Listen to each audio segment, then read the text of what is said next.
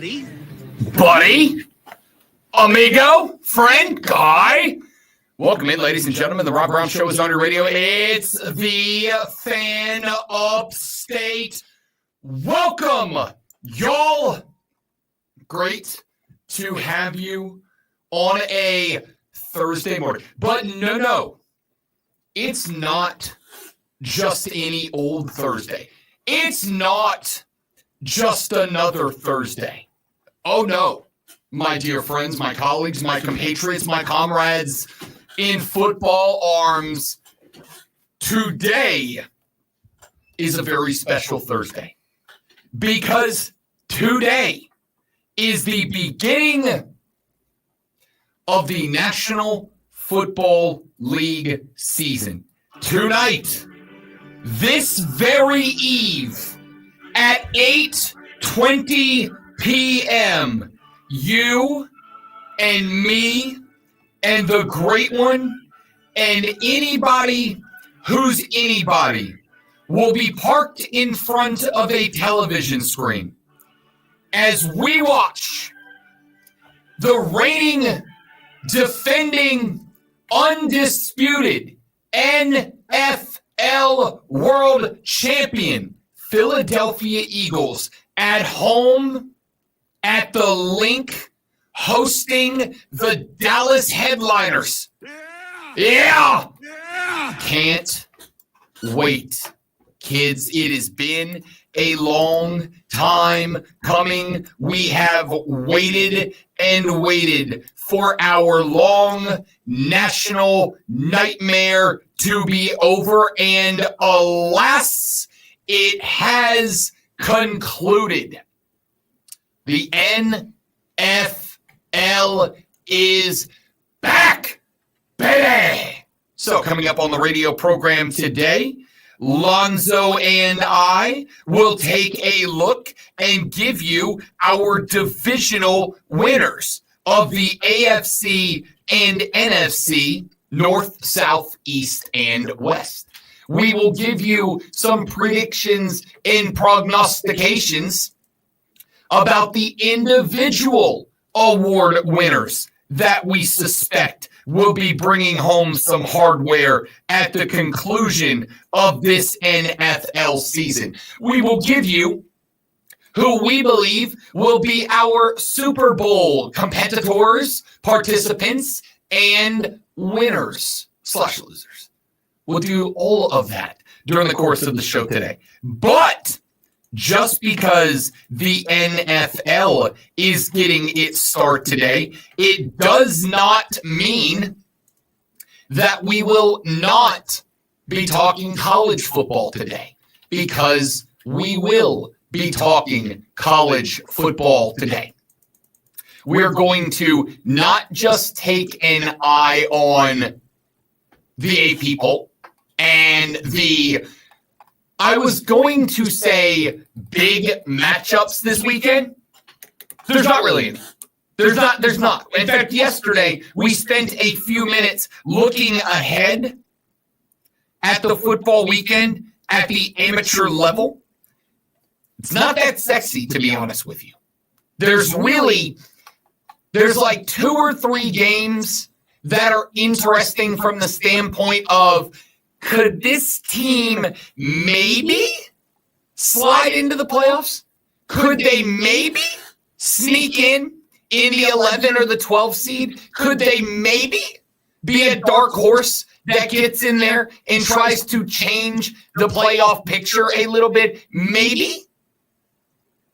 There's effectively one game between teams that are trying to prove that they are legitimate competitors when Oklahoma hosts Michigan coming up on Saturday night. Then you've got Duke at the crib.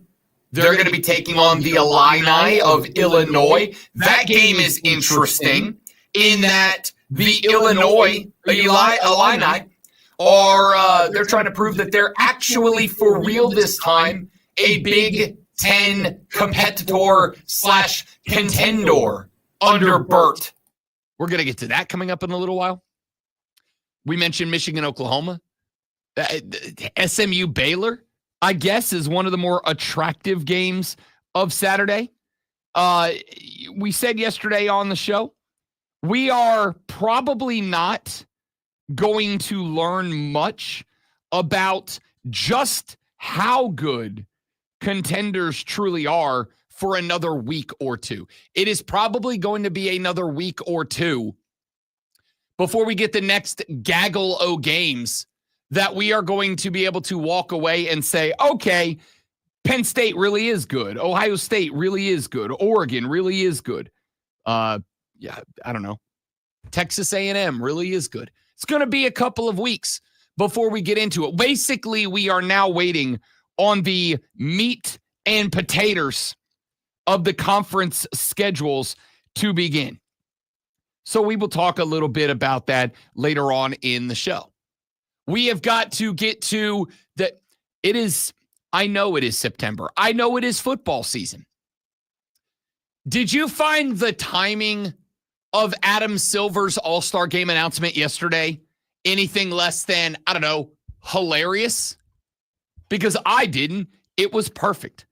It was perfect. You think it takes away from the news of the day? I don't. I think he wanted it to take away from the news of the day. It's kind of like when a politician drops news at 8:30 p.m. on a Friday. Like they know what they're doing. That's never an accident. That's scripted.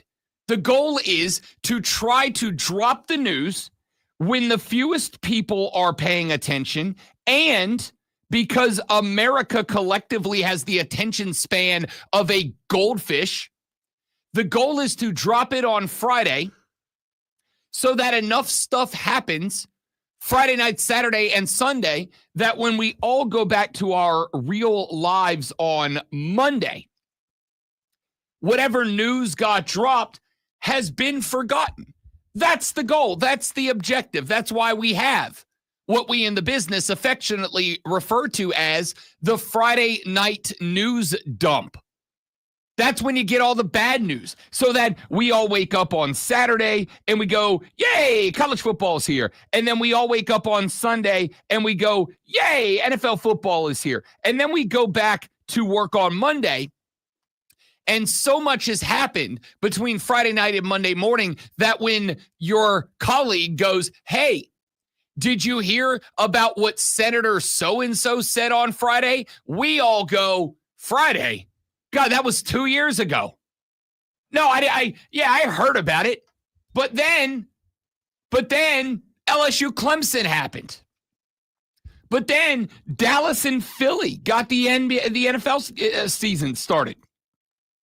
So yesterday, early in the day, and we will talk about this at length yesterday, because the more I thought about it yesterday, the more thoughts I decided I wanted to share with you today and get your response to them.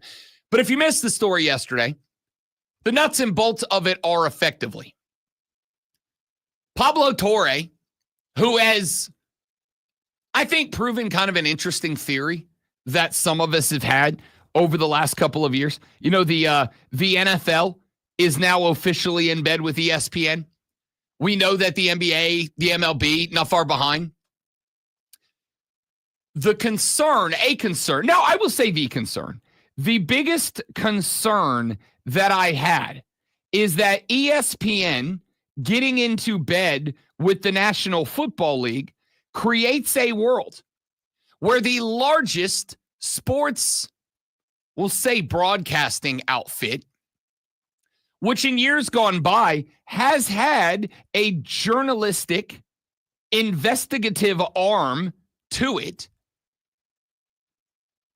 Do you think that ESPN is going to go out there and is going to start cracking open problematic stories for the NFL when the NFL now owns 10% of that company?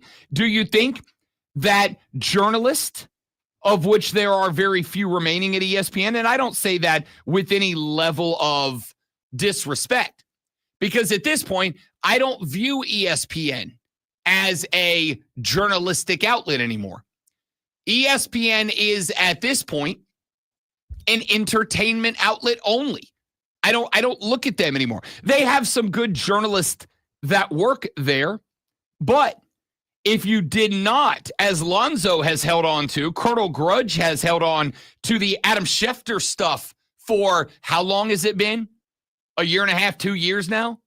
Who cares? That doesn't matter. Could have been a decade ago when it was revealed that when Shefty got a story, Shefty was reaching out to the owners and general managers of the teams that the story was around and saying, look, I got this information. I've got to report it, but how would you like me to spin it for you? How would you like me to tonally steer this story so that I can put it out there, so that I can spread the news, but do so in a way that is the least damaging to you? At that point, we had the conversation about the fact that ESPN is, unfortunately, no longer valuable as a journalistic outlet. They are entertainment only at this point. So when we got the news from Pablo Torre that Steve Ballmer had effectively propped up a shell company in order to cut Kawhi Leonard a $28 million check for a no-show job, like a scene straight out of The Sopranos, and likely did so in order to circumvent the NBA salary cap rules. It was, it's obviously a huge deal. It's obviously a huge deal. This is the biggest salary cap circumvention story, I'm going to say, of my lifetime. I'm not going to say it's the only one, but it's the biggest one of my lifetime so far. Certainly the most impactful one. This could be one of the biggest stories in sports for a long time. Absolutely. Because if this comes out as true, then there's going to be more people going, I wonder who else is doing this. Oh, 1,000%. The thought that I had when I walked out of the building yesterday, because this Pablo broke it yesterday. I don't know let me phrase that. 2 days ago. He broke it 2 days ago, but he broke it kind of later on in the afternoon. It was the wife's birthday. I wasn't really plugged in. Found out about it very early in the show yesterday. We eventually got around to it. When I left the building yesterday, after we had a discussion about it on the radio, I had one thought, which is there is, and I'm about to go, I don't know, use the adjective of your choice here. I'm about to go that. In the United States of America, there is only one thing that is completely off limits to everyone, and that is billionaires' money. That is the one thing that is completely off limits. All right, that's the world. It's not just the United States. You always go with the U.S., but it's the world. I don't live in anywhere else in the world. Yeah, but I can't speak on the cultural impact in Egypt. I'm not there. I'm here. You've been to other places, so the other places once you've been there, then you can talk about them. Yes, I have been to France. I did not directly participate in the socioeconomic world of the Parisians. I live here. Allegedly. No, I was like 13, so I'm too dumb now. I definitely was too dumb then. I think the main thing about this has probably been known about, just like the $500 handshakes back in the day in college football. It's known about, but no one has come forth and brought evidence. And this is the first time that I recall this ever happening. I think this is the first time it's happened as far as evidence being presented. And now, just because it's a copycat world, people are going to go out and actually find this stuff happening everywhere. And you're probably going to find out that owner that you think that's a great dude, that he would never do that he probably did, and that a lot of people are doing that. We'll see. So when I left the building, the thought that I had yesterday was this. First and foremost, and I'm not talking about Pablo Torre, although I kind of am in a roundabout way. There is one thing, because I do not live anywhere else in the world. I only live here. There is one thing in the United States of America you don't mess with, and that's billionaires' money. It's the one thing that is off limits. And so you were talking about a world in which a billionaire owner in Steve Ballmer is now lined up to potentially have his team forfeit draft picks, like a lot of them, forfeit millions upon millions of dollars, potentially millions of dollars that could and would be used to run the team. Why does this not cost him the team? because this is not just about the team. This is going against the entire league, right? Theoretically. So that is another discussion. Is this egregious of enough of a violation that Adam Silver and the rest of the owners, because again, the only way that you can lose a franchise in a professional American sporting outlet is to have a supermajority of the other owners in the league vote you out, which doesn't happen, right? Doesn't happen. The last guy it happened to was Dan Snyder when he owned the Commanders. Didn't Marge Schott get? I don't remember. I think she might have. Maybe so, but it doesn't happen. It was very a long often. time ago, and it was in baseball, but it was a long time ago. It doesn't happen very often. And the one thing, to kind of go back to the only thing that's off limits is billionaires' money, there were accusations about Dan Snyder floating around the NFL, serious accusations with evidence behind them for a very long time. When did Dan Snyder get the boot? When the NFL found out that he was doing things behind the scenes related to money. They didn't vote him out over allegations of sexual assault that had credible evidence behind it. They didn't vote him out on allegations of not harsh mistreatment of women in the organization, straight up disgusting, reprehensible treatment of women in the organization. Everyone from front office staff to the cheerleaders, that didn't get Dan Snyder voted out. What got Dan Snyder voted out was he was messing with other billionaires' money. That's what got him the hook. That's why I say there is one thing and one thing alone that is an unforgivable sin in the United States, and it's messing with other billionaires' money. Well, here's the second thought that I had when I walked out of the building yesterday. One of two things is going to happen.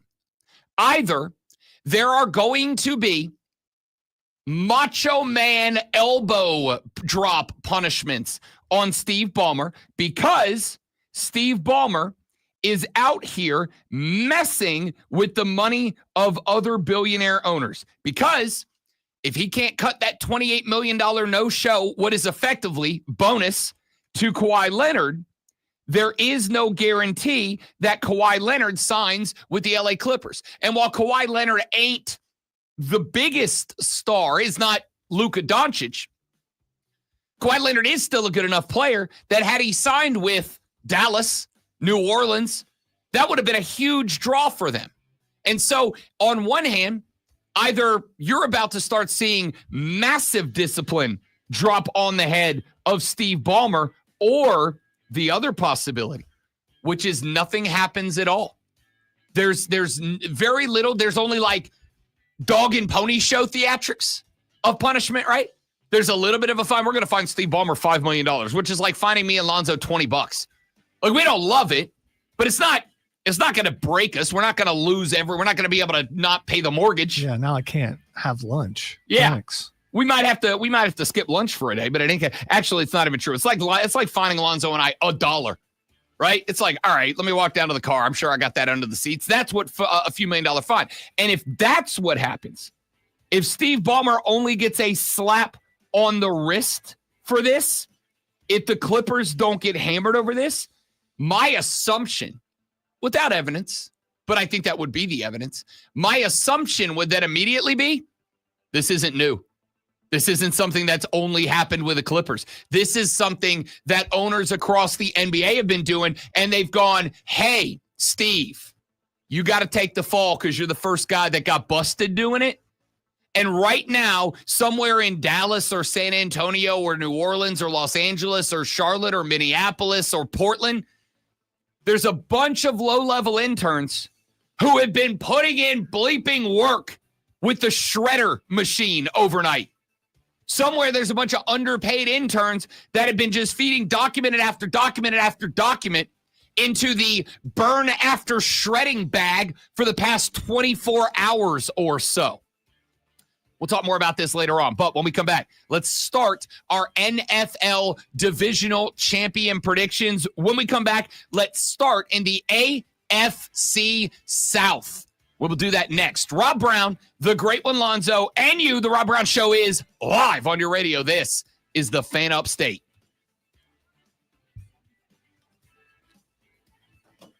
Good morning, Joe. I don't entirely understand what. All right, stay right there, guys. We'll be right back. Don't go anywhere.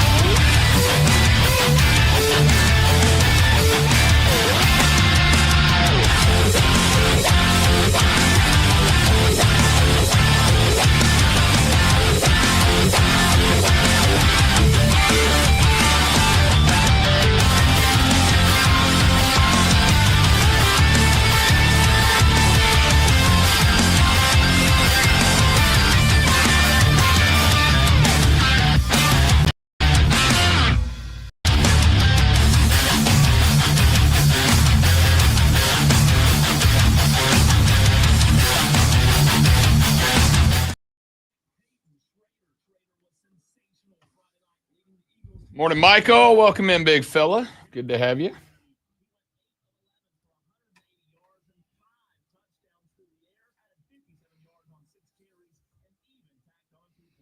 Carries.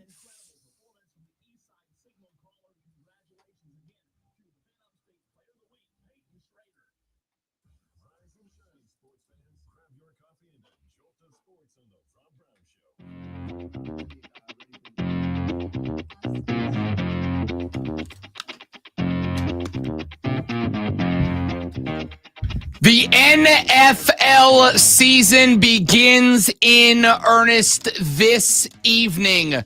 Ladies and gentlemen, as your reigning defending undisputed Super Bowl champions, the Philadelphia Eagles will play host to the Dallas Headliners. That would be Jerry Jones' Cowboys.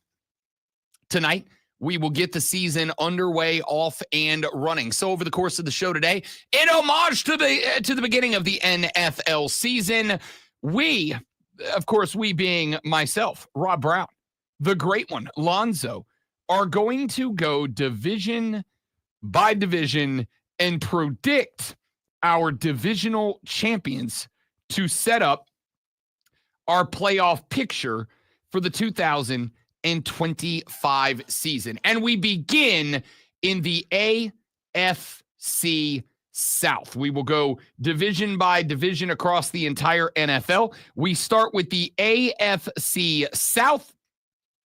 And this one is, to me, an interesting one. And it is an interesting one because you have got, I think, some teams that are absolute wild cards in this division. I think that the Jaguars of Jacksonville, the butthole of America, I think that they are a wild card this year with their new head coach, Liam Cohen, with a belief that this is a prove-it year for Trevor Lawrence, the former Clemson Tiger. There is a lot of optimism happening right now in Jacksonville, Florida. And the fact that there's just so many question marks about this squad. What is the run game going to look like? Is ETN able to stay healthy this year? Are they able to develop some sort of chemistry with a very good wide receiver core and their quarterback, who is, again, probably setting up for a prove-it year this year? I think there's a lot of question marks. There's the Houston Texans in this division. CJ Stroud. No doubt CJ Stroud is a dude, but was last year an anomaly for the second year kid. Will we see the bounce back in year number 3? That's a Will Smith reference. Will's not doing great right now. Okay, I haven't heard any of the new stuff. So yeah. The only thing I've heard of the new stuff is your rendition of it. Yeah, it's not far off from what the sound actually is. It's the Fresh Prince is not doing great, is all I'm saying. But with that being said, this is a very interesting division. The Houston Texans are favored to win this division. They are at -105. It is a big jump down to number 2. Jacksonville predicted to come in second in this division at +310. The Indianapolis Colts are +375, and way down in fourth place, the Tennessee Titans are +775. Who's Tennessee's quarterback? That would be number 1 overall draft pick from the University of Miami, Cam Ward. Oh, okay. And I will say this about Cam Ward, and the reason that I'm not picking the Titans, but the reason I'm real interested in this team, Cam Ward has kind of won me over during the course of the preseason. I was not big on Cam Ward going into the NFL draft. I was not big on Cam, and it had nothing to do, like so many of you big badass alpha chads out there, with, oh, he cried on the sideline during a loss. And oh, he didn't, he only played enough snaps in the bowl game to set a record, and then he checked out. And it's a bowl game. Quick, who'd they play? What was the score? Who won? You don't know, because it's irrelevant. Who cares? Put his name in the record books, and then he bounced to go make $1 gazillion in the NFL. I got no problem with it. All that being said, This is, in my estimation, in my opinion, honestly, I probably should have saved this for a longer segment because I genuinely think this might be the toughest division to predict. I do not think really? Yeah. This is the easiest one for me, but go ahead. I think that I am going to go with, as is my my new philosophy that I have built over the past handful of weeks. Can you do that? You just change your philosophy and Yeah, I think that's what philosophy is. I thought philosophy was a lifelong thing. No, absolutely not. You should always be willing to look at objective reality, what it is, how it works, and say, you know what? My belief that I lived under and worked under sucks. And it's bad, and I've gotten new information, new data, new metrics. I should change what I believe. It is okay to change what you believe. That is, to me, the number one holdback of human civilization is an unwillingness of people to change what they believe in the face of data and evidence that contradicts what that belief is. Sometimes you just got to look. So you're saying there's still a chance of a Damascus Road conversion for people? Yes. Okay. Yes. All right. 100%. For all people. I think if anyone comes to the table with data and evidence that says this thing is real that you don't believe, or comes to the table and says this thing that you do believe is objectively and verifiably false, then you should be able to look at that thing and go, I was wrong. I was wrong about this belief that I had. This is objectively verifiable. It's of the same vein of you should not believe that which cannot be objectively proven as true. If you can't put the evidence in front of me that says this thing is real and true, the default status should be not to believe a claim. Because if you do, that's how you end up with with people who wave a towel and hit you in the face, and now you're cured of cancer. No, that's not how it works. Never has been. Not being mean here, but there's no objective evidence about who's going to win this division. No, there's not, but there is objective evidence about what teams are and are not. Now, granted, I have last year's objective evidence, and for some teams, last year is a dramatically different team from this year. I point to the Jacksonville Jaguars. I point to the Jags and what has happened over the past couple of years and say, what that team was is not what that team is going to be this year. Yeah, they've changed coaches. I mean, what else have they changed? Maybe offensive, defensive philosophies. I don't know. They've changed coaches. This still is going to be the same quarterback.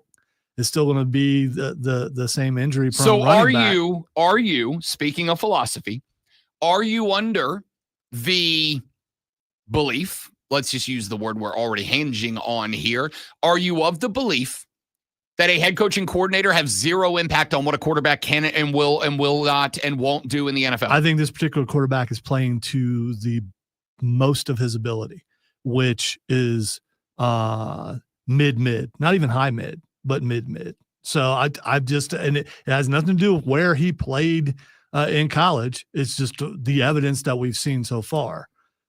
This is one of those spots that I say, I think NFL fans do a terrible job of putting all of the emphasis on franchise and franchise quarterback, or all of the emphasis on quarterback and franchise quarterback, and not enough of the emphasis on franchise and franchise quarterback.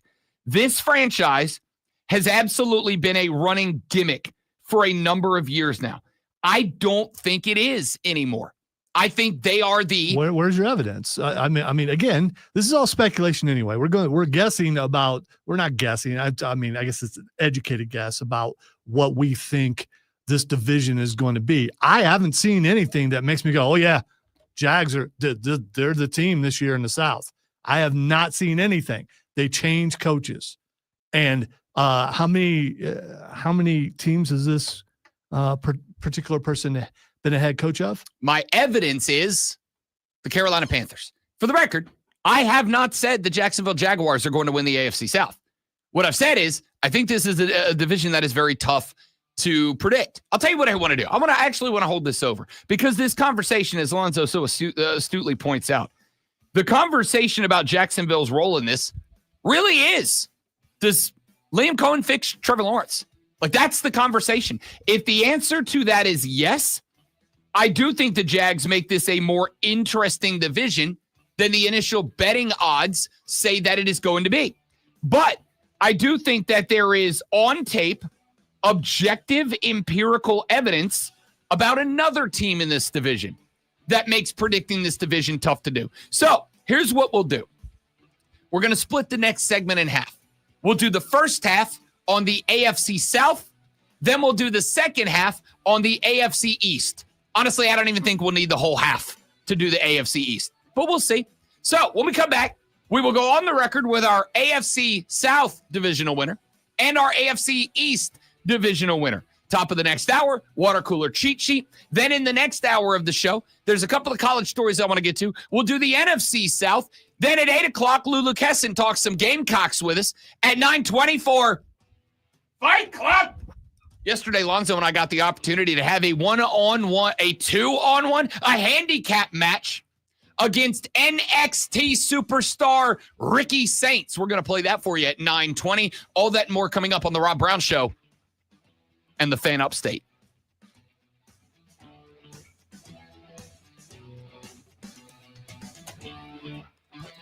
All right, dudes and dudettes, y'all hang out. We'll be right back. Don't go nowhere.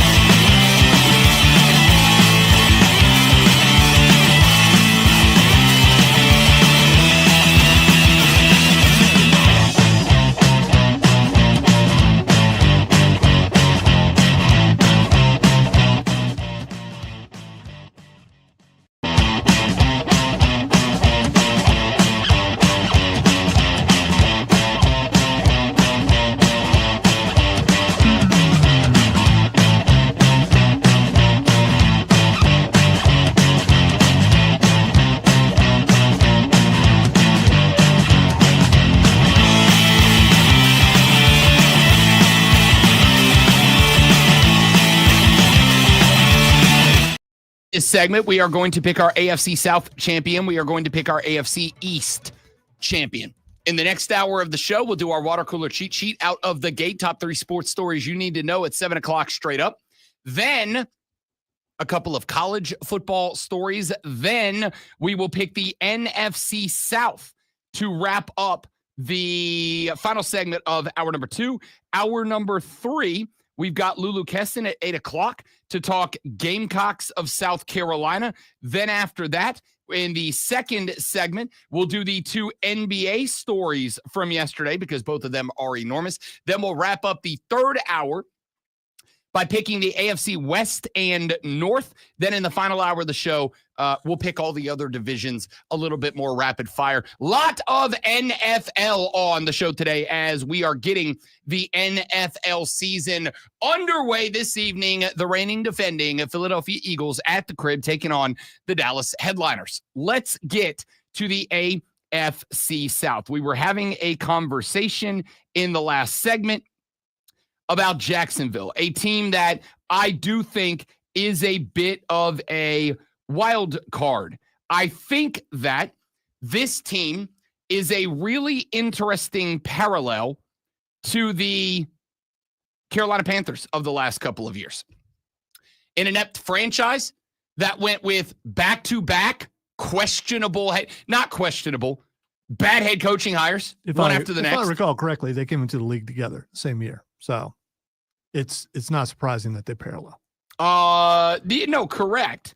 But I think parallel almost to a except for the Panthers have been to the Super Bowl twice, and Jacksonville hasn't sniffed that. I am talking about more in recent memory. Oh, my bad. Back-to-back consecutive poor head coaching hires. Matt Rule and Frank Reich. Positive about Jacksonville. 1,000% I am. Listen, I don't have any problem with the Jags. It's just the city they play in, a.k.a. the butthole of America. That place sucks. I got zero issue with the Jags. In fact, to some degree, the only thing I liked about living in the worst major city in the United States was that I had an NFL team to go watch play in person because tickets were $1. And the fans were great. All 37 of them that showed up on NFL Sundays were great fans. Name basis, group chat. Oh man, they were spectacular. I got no issue with the Jags, and I got no issue with the people of Jacksonville. It's just your city sucks. Shout out to Duval Billy, Duval Joe. Duval. The place sucks. The people are great. The team's great.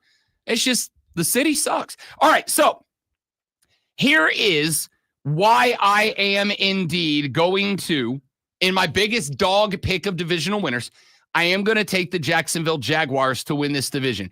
I think the difference here is that I think the AFC South, let's start with this. Let's talk about the other two teams. You got any belief in the Indianapolis Colts?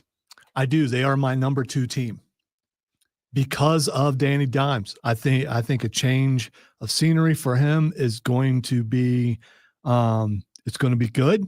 I'm not saying they're going to compete with who I believe is going to win, which is the Houston Texans, but I think they will cement number 2 in division pretty easy. And I think Jags and Titans will fight each other for the cellar. And, but I do believe that from what I've seen in preseason, from what the bits and pieces I've seen, I think he won that job for a reason. So let's start with this. I don't agree with your take. I don't think it's a bad take. I don't agree with it. I don't think, I think you have just as much of a chance to be right as I do with my pick. I'm going Jacksonville to win this division. I'm going Houston checking in second in this division. I hope you are right about Danny Dimes. I really do. I don't think Danny Dimes won this because, he was clearly the better quarterback and outperformed Anthony Richardson. I just don't think Anthony Richardson has an NFL head on his shoulders. Well, as far as that goes, I mean, I think we both are like this. We like redemption stories. Sure. I mean, not just him. I mean, look at Tampa. Yep. A bunch of guys who have played for Carolina who've went elsewhere and have done pretty well. Yeah, I think he played for the Giants. I did too. Yeah. Part of the reason I hope that you are right about Danny Dimes is because if Danny Dimes goes there, and kicks ass for the Colts, it is another feather in the cap of Rob Brown's put the emphasis on franchise, not on quarterback in the term franchise quarterback. Put the emphasis on the friggin' organization more than just the guy. We beat the hell out of these guys when they go to crap-tastic teams and they're not the football Jesus of New York. We're like, oh, that guy sucks. Well, maybe the Giants suck. There's. I think if Anthony Richardson goes anywhere else, he's probably still Anthony Richardson. I agree. Yeah. I agree. I'm not saying that this is an exclusive rule. I am saying I think it is a rule that has exceptions, not a one-off. And I think you can, again, the litany of quarterbacks, Sam Darnold, Baker Mayfield, there's a roster of guys that started a craptastic team. Everybody blames them. Then they go somewhere else and they succeed. And you're like, oh, maybe it's the franchise, not the quarterback, in-franchise quarterback. All right, so that being said, Lonzo's going with the Houston Texans to win this. Let me tell you why I'm out on Houston. The offensive line sucks, and they didn't improve it. They just didn't improve it. They added a guy or two, but I don't think they did anything to get better. I do want to make it very clear. I don't think last year was a C.J. Stroud problem. Not at all. I don't think it was a sophomore slump because C.J. Stroud got caught up with. I don't think I don't think C.J. Stroud is the problem at all. I think the Houston Texans last year had two problems. Number one, they lost their best wide receiver with a shredded knee. And number two, their offensive line stank out loud. And here's the problem. I am one of the three people in America. I'm a pro football focused guy. I love their metrics. I think their grading system is about as good as I've ever seen anybody use. And they've got the Houston Texans with, if I recall correctly, like the 26th or 27th best offensive line entering the year. CJ Stroud's going to be running for his gosh darn life this year. And I think he did that last year without the help that he needed with their best wide receiver downfield. They'll get back their full complement of wide receivers. He's still going to be running for his life. The numbers will be better. But I don't care if you've got Michael Vick back there. If he is spending more time running for his life than running to set up the pass, you're in trouble. And I think that's going to be a problem, especially considering in this division, I also think you're going to have some better defensive front sevens than we've given anybody credit for, and definitely some better defensive backfields. That is going to keep Houston in a wild card spot. I like Jacksonville to win at Houston second. Zoe's going with Houston and Indianapolis as the 1-2 punch in the AFC South. Let's go AFC East very quickly. I like the direction of the New England Patriots, and I think in a year or two under Mike Vrabel, I think the Patriots are back to contender status. I think that it is going to take a guy to purge. This is going to be like the Alabama thing. To purge the leftovers of the Belichick-Brady era, you've got to have a guy like Mike Vrabel. I think Kalen DeBoer is a good head coach. However, I don't think Kalen DeBoer is that overwhelming force of personality that you need to have a guy that can not just step into a place like Tuscaloosa, Alabama, and say, hey, Nick Saban is the GOAT. You guys, what you built here under Saban was incredible. But Nick Saban's not here anymore. So nobody can do Nick Saban stuff except Nick Saban. So we have got to realign this entire program culturally. Well, when you're doing that, and the old culture was one that put ring after ring after ring, banner after banner after banner hung from the stadium rafters, to purge that culture from a fan base and from a team, it takes not just someone who is good at the job. And I do think Kalen DeBoer is good at the job. It takes someone that is able to walk into a room and say, you all need to forget about the greatest you've ever had. You need to forget about that because now it's my way. And have people look at that guy and go, I'm in. Let me put it this way. Because, we like to compare everything to one of three things on the show. It's either food, relationships, or professional wrestling. Those are the three things we compare it to. Any of y'all ever dated outside your league? Any of y'all ever dated somebody that your friends look at and they're like, dude, in what world is she dating you? In what world is that woman lowering herself, or is that fella lowering himself to your standards? I have. And I'm going to tell you, despite the fact that it ended tragically bad, there were still times that I moved on and I went, I mean, maybe I could call her, right? Like maybe I could, it's 2:30 a.m. I'm down to half a bottle of Jägermeister. Maybe I should text her and see if we can work things out, right? No, that's a booty call. That's not a work things out at 2:30 in the morning. As somebody who's been there, I can tell you, a bottle of Jägermeister at 2:30 in the morning will convince you, yeah, I know I walked in to find her underneath her personal trainer, but like maybe we could fix things, right? And then somebody else walks through the door and they completely reset you as a person. You go, in what bleeping world was I hung up on that shady tramp? In what world was I hung up on that woman? Like, this is what reality can be. This is infinitely better than anything. That's what you got to have to move on from Nick Saban. It's what you got to have on to move on from Bill Belichick. Mike Vrabel's that guy. He's that guy. And so I'm in. But they're not there yet. All this talk and knowing you're not going to pick them as winning the division. Correct. Is anybody picking anybody but Buffalo? No. I think it's down to Dolphins last, Bills first, and Pats and Jets in between. I don't know who's going to be second. You ready for the hot take? I think the Dolphins might be better than anybody else thinks they're going to be. Yeah, we'll see. I think Mike McDaniels has spent an entire offseason listening to, you're on the hot seat, you're on your way out, you were a flash in the pan, you got to go. They get their starting running backs, both of them back.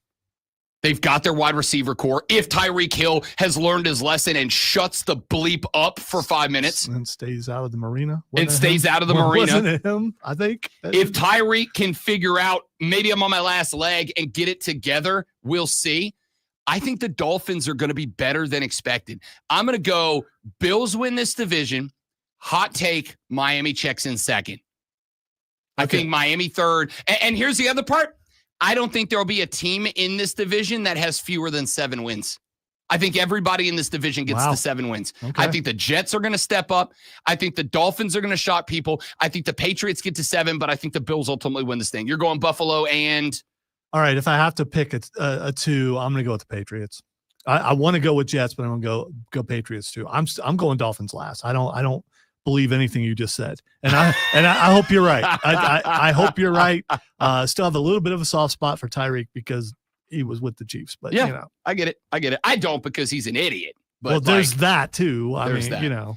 Scotty from BMW said Zoe was 100% right. 2:30 a.m. drinking, definitely a booty call. No, you guys have never had 2:30 a.m. Jägermeister love. I've had 2:30 a.m. Jägermeister First of all, love. you know I haven't, but when I hear that and when most people hear that, you're thinking this is one of those spots that I'm going to say, Zoe, because whatever my name is. Yeah, whatever the hell your name is. This is one of those times that I'm going to say, you have to trust me on this. That 2:30 a.m. Jägermeister inspired love is the second deepest passionate love you'll ever experience behind actual love. Okay. I love sports flashes. Yeah, I don't. But, no Jaeger required. But I'm going to do it anyway. The Atlanta Braves avoided a sweep by the Cubs with a 5-1 win last night. Bryce Elder picked up his 6th win with a 7-inning performance, holding Chicago to just 4 hits and 1 run while striking out 6. Atlanta had just 6 hits on the night. The Braves have today off before starting a series with Seattle tomorrow night. Yannick Skinner is back to the U.S. Open semifinals with a 6-1, 6-4, 6-2 win over Lorenzo Musetti. The number 1 ranked player will square off with Felix Auger-Aliassime. I think I did it. I don't know. In his 5th consecutive Grand Slam final.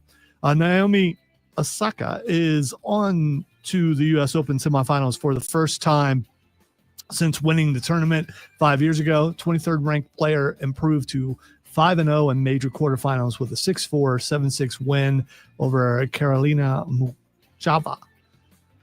Hour number 2 of the of the Rob Brown Show coming up.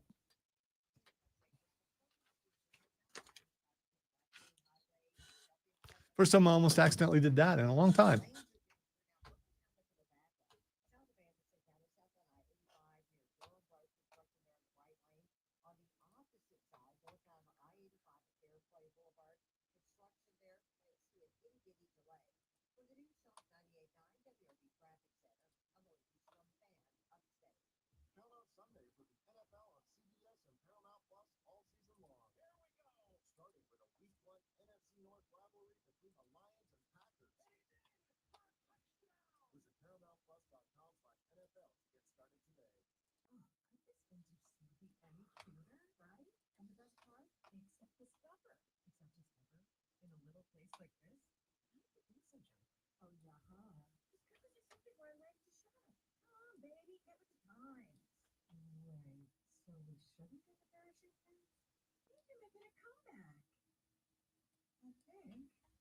Discover is accepted at 99% of places and take credit cards nationwide. Based on the February 2025 mission. Mad World Haunted Attraction opens September 5th. Get ready for 15 years of fear at Mad World, located in Piedmont off I-85, exit 35. Buy your tickets.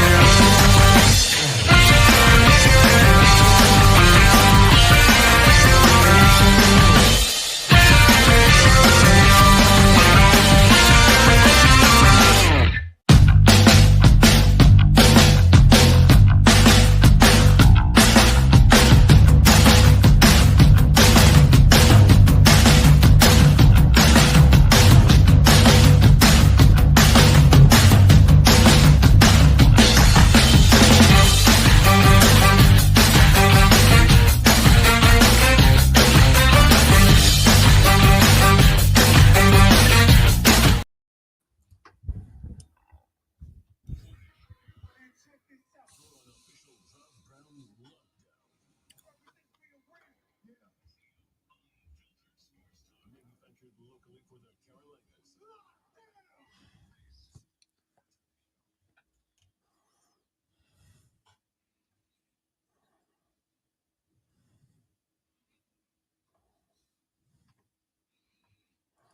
Can you dig it? Suckers! Welcome back, ladies and gentlemen. The Rob Brown Show is on your radio. It is the fan upstate. Rob Brown, the Great Alonzo, and you rolling through the four most electrifying hours in sports talk, entertainment that you will find anywhere, any morning. I am Rob Brown. He is the Great One Lonzo. We are grateful to have you here. We are talking a lot of NFL today. It has been all collegiate football all week long as week one went down in the amateur football world. This week belongs to the National Football League. Week one gets underway tonight when the reigning, defending, undisputed Philadelphia Eagles play host to the Dallas Headliners. Of course, the team owned by Jerry Jones will travel up north to take on their NFC East divisional rival. We will predict the order of finish in the NFC East later on today. Should be no shock to you, though it might be, who I am picking in that division. I'll let you know who that is later on. So far, Lonzo and I have done the AFC South, where I am taking the Jacksonville Jaguars under Trevor Lawrence and new head coach Liam Cohen. Lonzo taking the Houston Texans. We have also done the AFC East, where I am taking the Buffalo Bills, and Lonzo is taking also the Buffalo Bills. Now, the other three teams in both divisions, we had completely different. Over in the AFC South, I have taken Jacksonville with Houston in the back pocket. Lonzo has taken Houston with Indianapolis in the back pocket. Over in the NFC East, I have taken Buffalo with the Miami Dolphins checking in second. I think they may be a surprise team in the NFL this year. In the AFC East, I have taken Lonzo has taken the Buffalo Bills, and you had the Patriots second, and Lonzo has taken New England. It's hard for me to acknowledge that I did that, but yes. I mean, listen, we love redemption stories, man. It's why we like Baker Mayfield, Sam Darnold. In the end, most of the hate for the Patriots for me is gone because I'll say you didn't hate the Patriots. You hated Tom Brady. No. And the cheating, and which included Belichick. So it would be those two combined. I have a, but then you bring in Mike Vrabel, and love that guy. We were talking about redemption stories in the last. I think Mike Vrabel could be one. Like, his exit from Tennessee was absolutely disgraceful on behalf of Tennessee. He wasn't that bad at Tennessee. No, he wasn't. Yeah, and he wasn't. Did Tennessee improve? Nope. No. In fact, if anything, Tennessee got worse. Yep. After Mike Vrabel left. Like, it's another one of those spots that I have pointed out for a very long time. I got a dear friend of mine who lives here in town, Jonathan, great dude, Tennessee fan. And even he has said his team is one of the teams that prove the theory. You can have a great head coach. You can have great players. If you've got Bodie Cheeks ownership and general managering, you're going to stink. Like, you're just going to be a bad football team. My New Orleans Saints are in that boat. Our general manager, Mickey Loomis, has been floating on the remnants of Sean Payton. He has been the general manager since before Drew Brees and Sean Payton got to New Orleans and won a Super Bowl. He's still that guy. We ain't sniffed one. That's not true. We did sniff one until the worst missed pass interference call in the history of the National Football League, which we should have gone to and probably won that Super Bowl. You haven't reached your quota for that this year yet. A little down. Well, we just got to football season. We got plenty of time. You're right. You got time to catch up. Wait until the first clear and obvious blown missed call happens this year, and then I will be bringing up Bill son of a Vinovich multiple times. Is Loomis a worse general manager than Jerry Jones?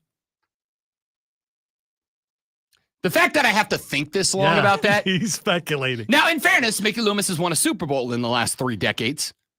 Granted, it was half of 3 decades ago, but he's won one in the last 3 decades. I would also point out the New Orleans Saints have gone to, one NFC championship game since then? So, honestly, I think the answer is no. I think he's probably better than Jerry Jones, but that's not saying much, right?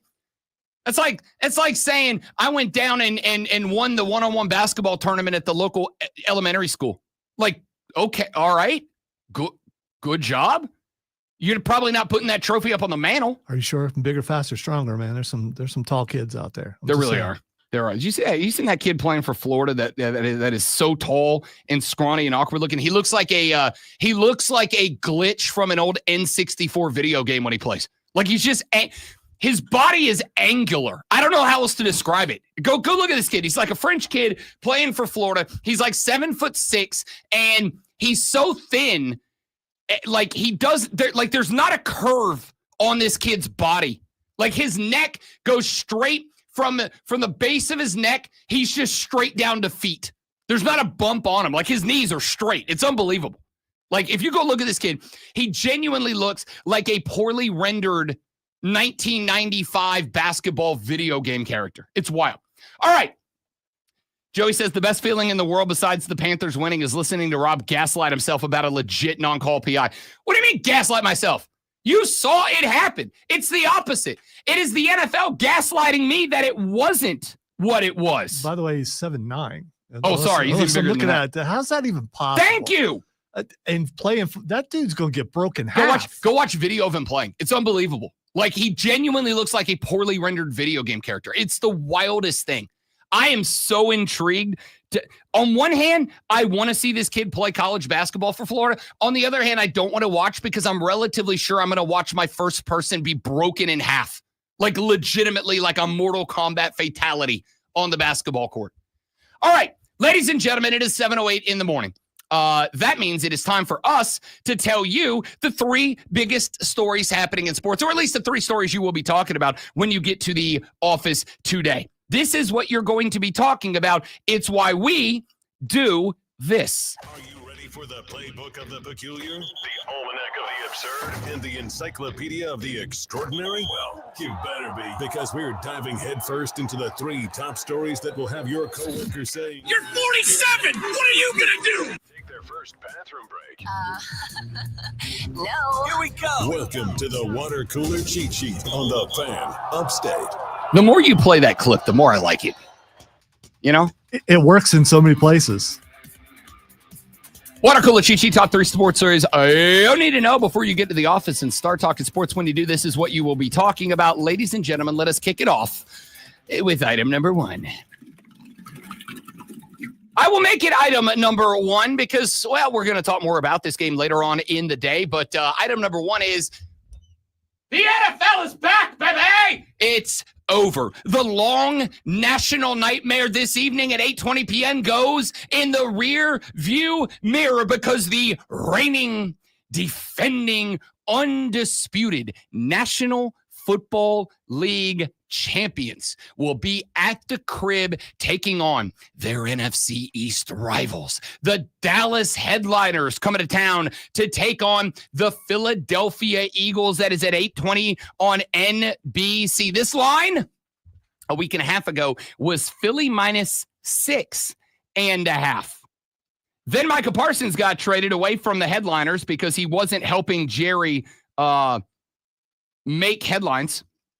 He gets sent to Green Bay, and just like that, that line goes from 6.5 to 8.5 in favor of the Philadelphia Eagles tonight, trying to get their defense of the Lombardi Trophy started off with a dub in the division. Coming up later on in the show, we have got Lulu Kesson at 8 to talk Gamecocks.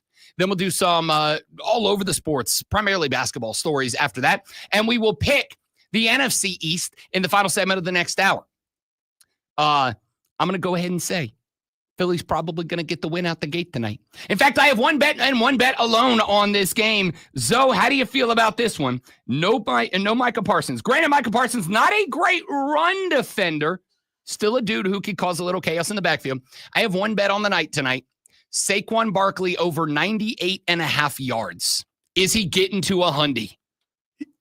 He should, but Dallas also got a defensive player in return, and that guy's pretty good. So maybe he can stop the run. Would the real money, if you were going to bet tonight to make money, would it be to bet Dallas? Oh, God, no.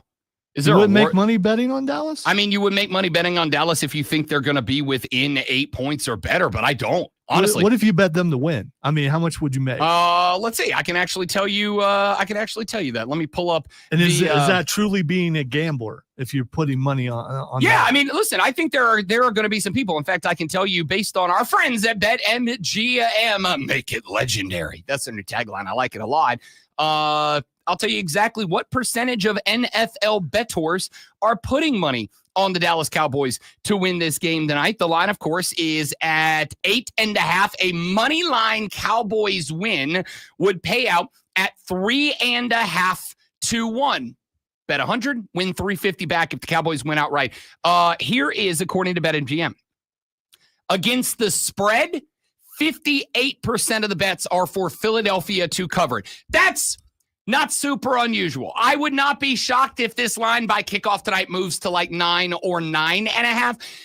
When you get to that 8.5, 9's a big number. It's one of those divisible by 3 numbers. So they're going to get a little bit scared off of that. Shocked if it goes to 10 because that's another one of those key numbers. But Right now, 58% of the bets, a little bit of an edge to the Eagles. On the money line, 10% of bettors are betting on the Dallas Cowboys to win this game outright. 10% of the bets are in on Dallas. So this is one of those spots where if I was hosting a nationally syndicated sports gambling show, which I'm not, but if I was hosting one of those, I would say this is what we call a public fade moment. I wouldn't throw all the money at Dallas to win, but when you get 90% of the bets on one side and Vegas doesn't move that line anymore, that tells me there maybe there's something to this. Can I not ask you about Vegas lines anymore? Is it just too soon? No. I'm still good at this. I just wanted to play golf on Saturdays. Okay. That's it. This wasn't a firing. This was Deck and I went, yeah, that's enough of that. I want my Saturdays back. All right. You know how you've been telling me for years it's okay to say no? I did. I just for Saturdays all the time. Hey, let's get to item number 2. When you said that, I hit the button and it went away. There it is. Yannick Sinner, pardon me. Back to the U.S. Open semifinals, knocked off number 10, Lorenzo Musetti. I got to say it the right way. Knocked him off 6-1, 6-4, 6-2 last night. In the first all-Italian matchup in a men's major quarterfinal. The number 1 seed continued what has been an absolute run through the U.S. Open so far. He will move on to the semis for the 5th straight time with a win Friday, would reach the finals of all 4 majors this year. He has won 26 consecutive matches in majors on hard courts, which includes the past 2 Aussie Opens. That was good. That was pretty good. I'm proud of myself on that one. Along with, of course, last year's U.S. Open Championship. Over on the women's side, Naomi Osaka has kept her resurgent run alive as well. Knocked off number 11 in the world, Carolina Machova, yesterday, 6-4, 7-6, 3 to return to the semifinals at Flushing Meadows for the first time since she played in and won it 5 years ago. Osaka, because she stepped away to have a baby and all that, is ranked number 23 in the world. However, she is also 5-0 in major quarterfinals, all on hard court, keeping alive a trend that has seen her win every title when she has reached the quarterfinals in the past 8. She will try to keep that record going today. She is the U.S. Open champion in 2018 and 2020, the Aussie Open champion in 2019 and 2021. She will try to grab another title. And as of right now, with Swiatek going down, I'm going to keep it a buck. I don't know who's going to beat her. I think the biggest 2 contenders to Naomi Osaka both got bounced in the quarters, and I find that very, very interesting. We may check back in on the U.S. Open tomorrow and next week, but let's get to item number 3. We are going to talk about these 2 stories in the second segment of the next hour of the show, but they are 2 of the major stories. Yesterday, it was announced by, actually 2 days ago, but it really picked up the headlines yesterday. Pablo Torre, a podcaster and former ESPN contributor, kind of broke open what may be a bigger story than it even was yesterday when we said this is a big story. Ladies and gentlemen, specifically, you cheering out there, listen to Uncle Rob on this. If you know somebody's doing wrong, if you done caught them doing wrong, get receipts. That's a big word. That's a big phrase. Get receipts, because you got to be able to prove it. Making an accusation without credible empirical evidence is a good way to make sure that your accusation doesn't go anywhere. Get receipts. Pablo Torre brought receipts when he claimed that Steve Ballmer, the owner of the L.A. Clippers, created and invested in a shell company, a company that was allegedly investing in green initiatives, planting trees, carbon offset kind of stuff. Which, by the way, I started the new season of King of the Hill. It's incredible. It's so good. It's so damn good. And they do a carbon offset episode, and it's absolutely hilarious. So this carbon offset company that Ballmer is allegedly an investor in paid Kawhi Leonard $28 million to endorse this company. And Kawhi Leonard did nada. No appearances, no shows, no advertisements, no tweets, no posts, no nada. $28 million.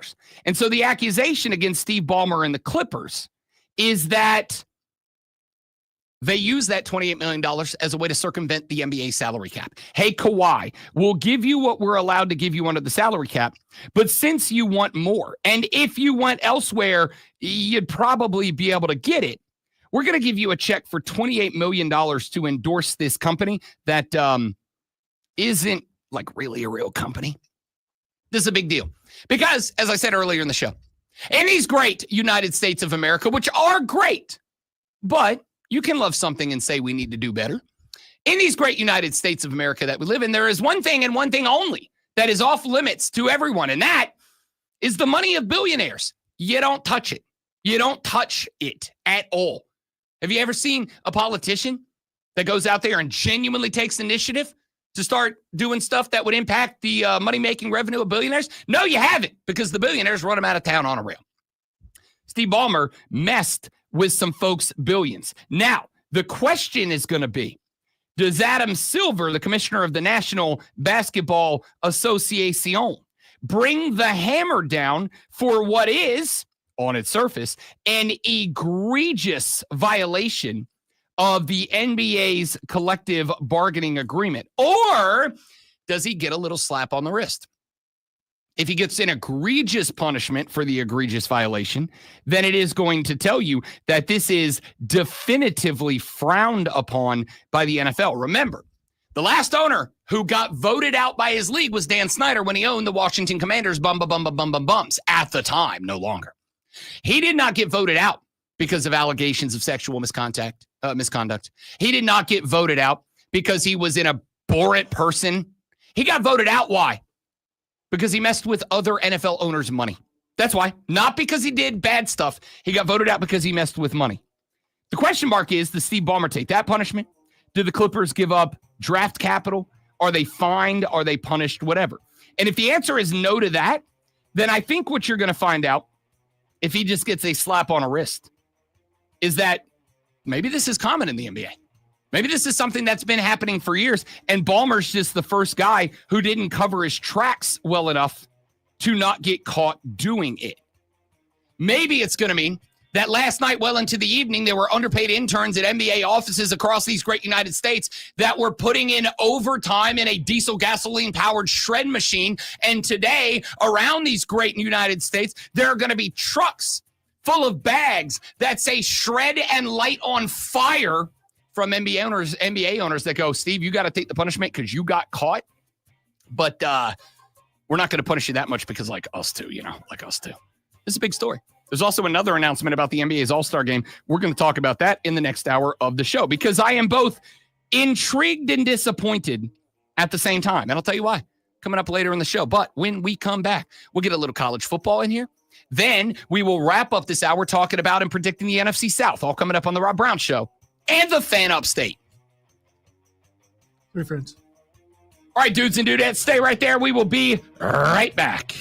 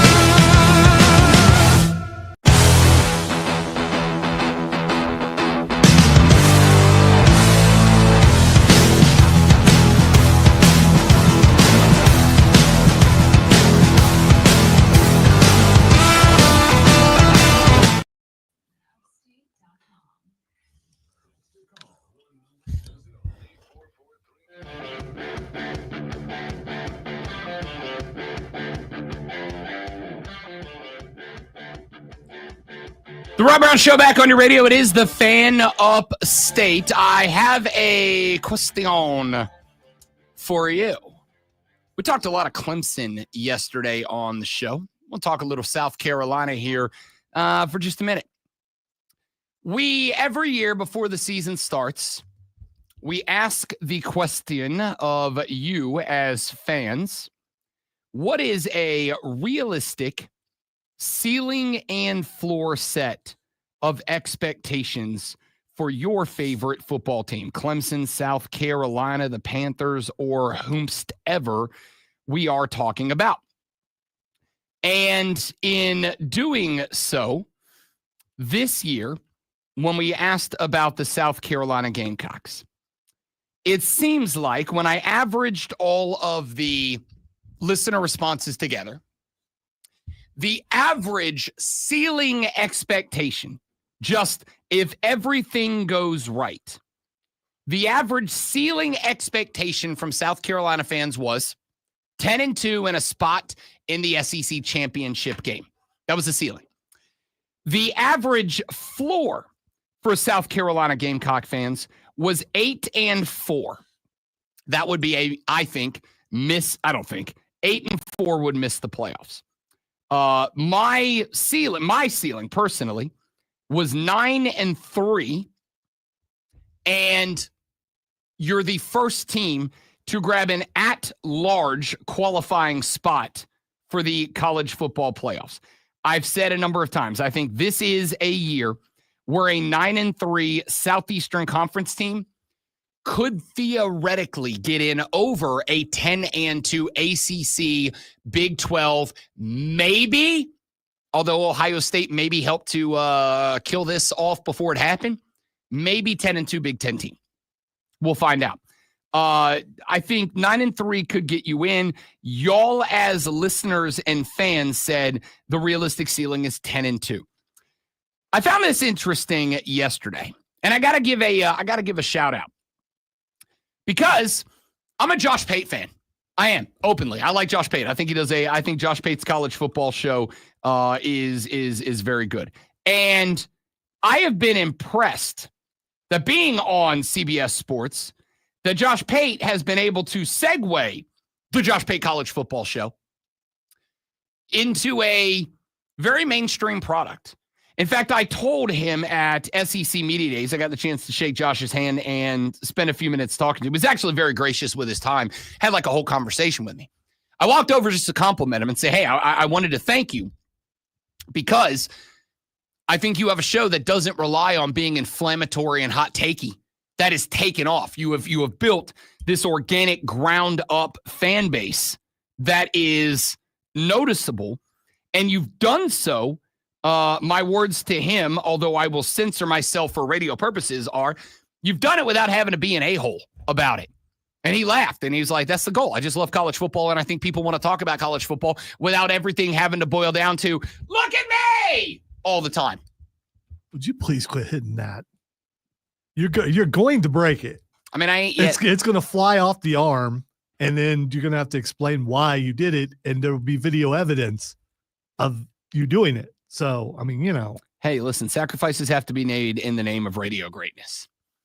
So Josh Pate was on ESPN, and he got asked after the win over Virginia Tech, after what we saw out of Lenora Sellers, after what we saw out of Nick Harbor, after what we saw out of that Gamecock team, can this team make the playoffs? Yeah, they can. I mean, that's just foreign language. People have this preconceived notion in their mind, frankly, about a lot of programs that they need to reprogram because the sport has changed.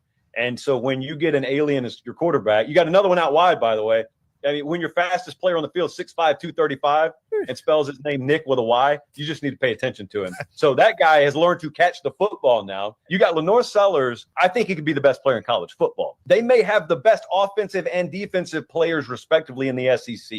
This is not Alabama or Georgia. This is the University of South Carolina that we're talking about. So to answer your question, the thing that would keep him from winning the Heisman is supporting cast. But as the deeper we got into fall camp, all these people from South Carolina, they kept telling me, you watch out now, our wide receiver room's underrated. If even a fraction of what they said is true, you're looking at probably the Heisman Trophy winner this year. And if that's the case, you got a ceiling on South Carolina that's way like up here off the screen somewhere. So, Josh Pate says yes. If you are looking at the Heisman Trophy winner in Lenora Sellers, and I would say we've played 1 week, but after 1 week, there are only 2 names in the conversation right now. Those 2 names are Garrett Nussmeier and Lenora Sellers. So is there anybody else across the landscape? I think Arch Manning took his name off the list. I think Cade Klubnik took his name. And again, they can put themselves back on. We saw a couple people take their names off the list. So if you didn't see it, I actually did. We were on the air on Bet for the Cycle, the final episode this past Saturday. We were on the air when Arch Manning threw that pick, which was an atrocious throw. Even under pressure. I was here, but I saw it, yes. An atrocious throw. I watched in real time. I just happened to have the BetMGM website pulled up. I watched in real time Arch Manning go from 6-1 Heisman favorite. I watched that number almost double to plus 1150 in one throw of the football. Doubled in one throw of the football. It is not uncommon to see a guy go from like 6-1 to like plus 750 after a pick, or maybe a guy goes out there and he leads a very impressive touchdown drive and you see his number go like from 6-1 to plus 550. To see that number damn near double in one throw, immediately I was like, uh-oh, this is not ideal. Not ideal. Cade Klubnik watched his number fall through the floor. Jeremiah Love watched his number fall through the floor. Ryan Williams at Alabama watched his number fall through the floor.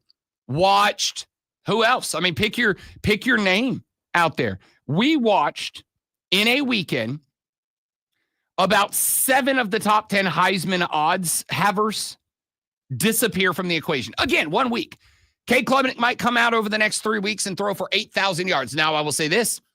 He's got to beat a narrative now. He's got to beat a narrative, that narrative being that he's only going to stat pad against bad teams when he gets up against Southeastern Conference teams, as he did this past Saturday. He fades, right? He faded against Texas last year, garbage time touchdowns. He faded against South Carolina last year. The argument is the guy fades in the biggest games. And to be honest with you, because I said my new philosophy is what's on tape, show me what's on tape, and then we'll talk. On tape, that is true. So my question is there anybody else right now, aside from Garrett Nussmeier and Lenora Sellers, who are frontrunners in this Heisman race? The answer to me is no. And right now, if it were called tomorrow, it would be Nussmeier, because bigger name, bigger name, bigger win. Yeah. Bigger name, bigger win on the road. So with that being said, Josh Pate's take, if Lenora Sellers wins the Heisman, and if Nick Harbor is, his words, not mine, an alien who spells his name with a Y, did I undervalue this team? Did that win against Virginia Tech? And I do think a lot of this will be further evaluated when Virginia Tech gets into the ACC slate. If Virginia Tech goes out there and there were moments of nothing during that game for that offense. If it had clicked the entire way, the way very it did different in that conversation first drive, today. Absolutely. I don't disagree. But much like we have said, with Ohio State, offense didn't really look great. Was that because Texas defense was good? I think there is some room in the equation for Brent Pryce playing for or coaching for his friggin' life. Is there some level of maybe Virginia Tech's better than we gave them credit for? We still have a lot of research to do before we hit our here's where we are. I think we're 3-4 weeks out from that. But if every drive starts to look like that first drive did, I think there's a point to be made there. All right, let's take a break. When we come back, we predict the NFC South. I'm Rob Heaslonzo. The Rob Brown Show's on your radio. It's the Fan Upstate.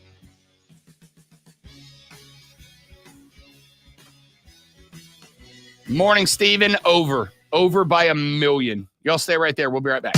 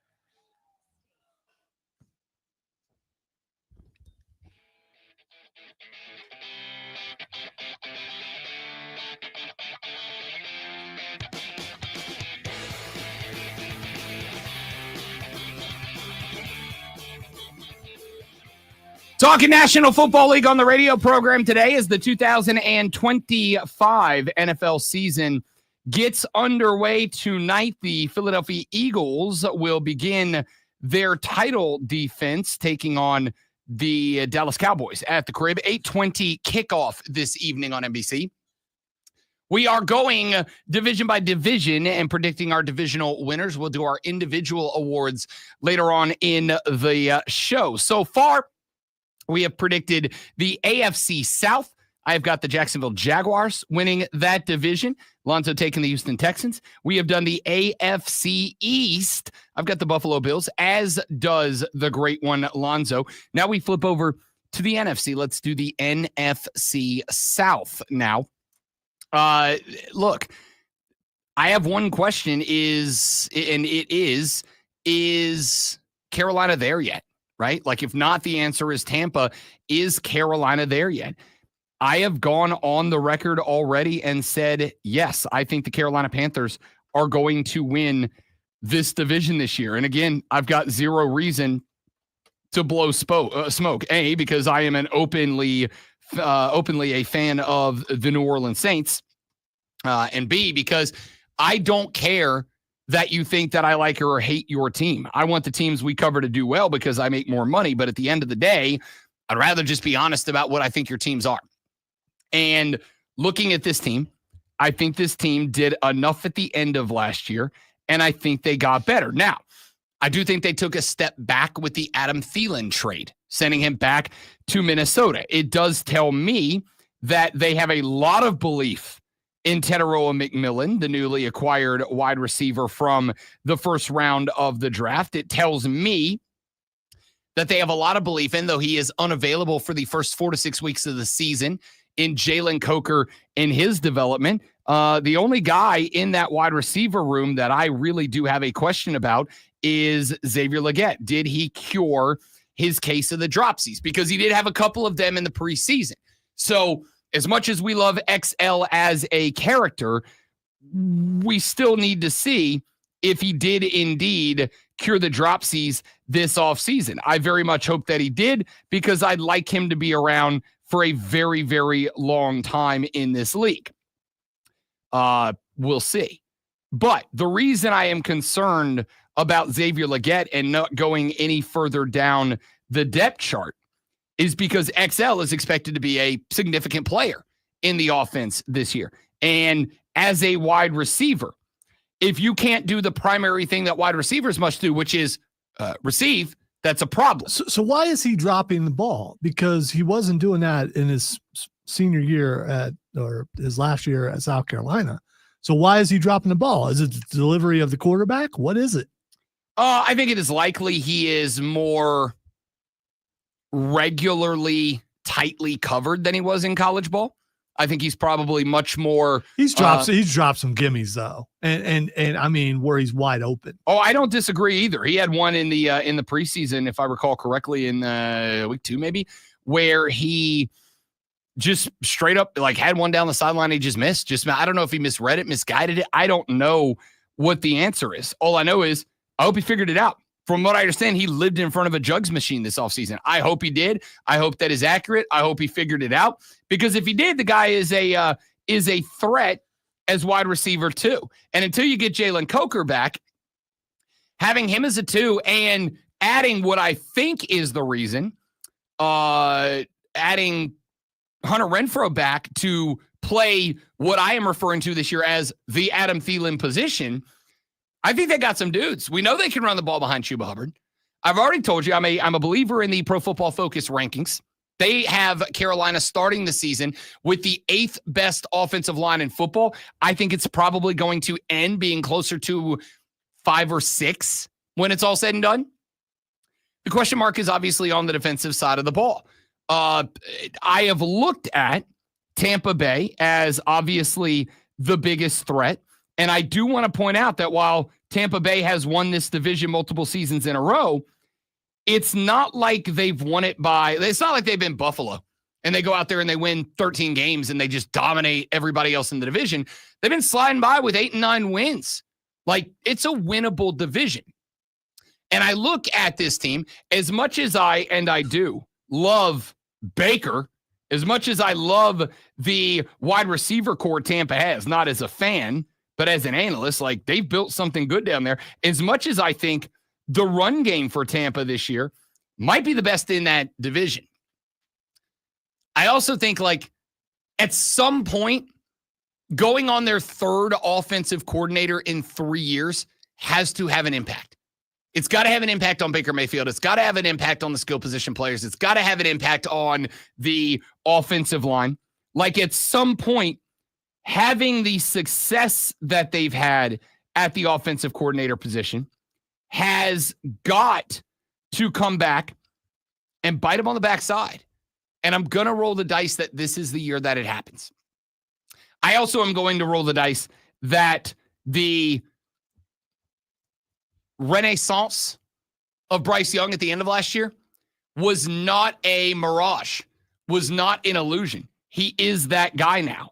And that with the addition of Tedero McMillan on the outside, with Hunter Renfrow, who I think if there's anybody in the league who can fill into the Adam Thielen position to be successful, it is route runner extraordinaire Hunter Renfrow, with the run game, with the offensive line, and assuming that Derek Brown is capable of being and staying healthy, I think defensively they're good enough. I don't think they're great.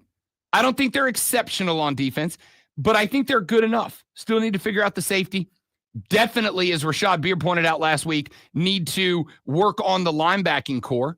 But I think they're good enough to get into some shootouts and to win some shootouts. Lonzo, in the NFC South, I am going with the Carolina Panthers. The Panthers are my favorite NFC team. I know it doesn't sound like it. I know that I'm so critical of Bryce Young. It's because I want the Panthers to win, and I don't think he's the guy to get them there. So I hate it, but I got to go with Tampa Bay. They've won. They win every year, it would seem now. There was a time when the NFC South, it was a coin toss who was going to win from year to year. But now it's just been Tampa Bay. So I got to go with Tampa Bay. I wish that the Panthers would be at least second. I can't even put them in second because that defense is just not good enough. And they're going to have to count on the offense to win them games that I'm not sure they can. So I can't. I got to go with Tampa Bay. I don't want to, but I'm going with Tampa Bay. Where do you put them in the division? Second? Next to last. Next to last. Falcons too. The Atlanta Falcons are so interesting to me because I'll keep it above. I think we both know who's last. Yes, we do. I wish they would play better for your sake. I like seeing you happy. Yeah, me too. Atlanta's interesting because I think if we go overall, this may not be true about position by position or unit by unit breakdown every unit. But I think if we go roster, top to bottom, left to right, up to down. And I am a believer in Michael Penix Jr. I think Big Penix energy is going to be legitimate this year for the ATL. I like how we never talked about that story. I think it was one I was just happy to let simmer there for a minute. I think everyone, when they hear his name now, you can't help it. You can't help it. Atlanta, I think genuinely. He may end up in jail or something, beating up a fan because it's already been close a couple times. It's going to get worse depending on where he is. Who's the first play-by-play guy to slip up? That's my question. Who's the first play-by-play guy? I don't think they slipped up last year. It isn't like he didn't play last year. He did. But now that it's out there. Now that it's out there, now it's been talked about, I am going to go with the first radio guy to slip up with his name is going to be an away play-by-play broadcaster. It is going to be somebody who is on the road at Atlanta calling games back home locally, who is going to be like his team's going to be down to the Falcons. It's going to be fourth quarter, high intensity. Defense has got to get a stop on 3rd and 7, and they're going to go out of the shotgun. Here's Michael Male Anatomy Jr. drops back into the pocket, and they're just going to roll like it absolutely didn't happen. I was wondering how you were going to handle that. Well done, sir. Like a true professional. I think Atlanta, on paper, Atlanta ought to win this division. I think Atlanta's got the skill position talent to win this division. I think Atlanta has an underrated, underappreciated defense overall this year. They're a hard-hitting defense.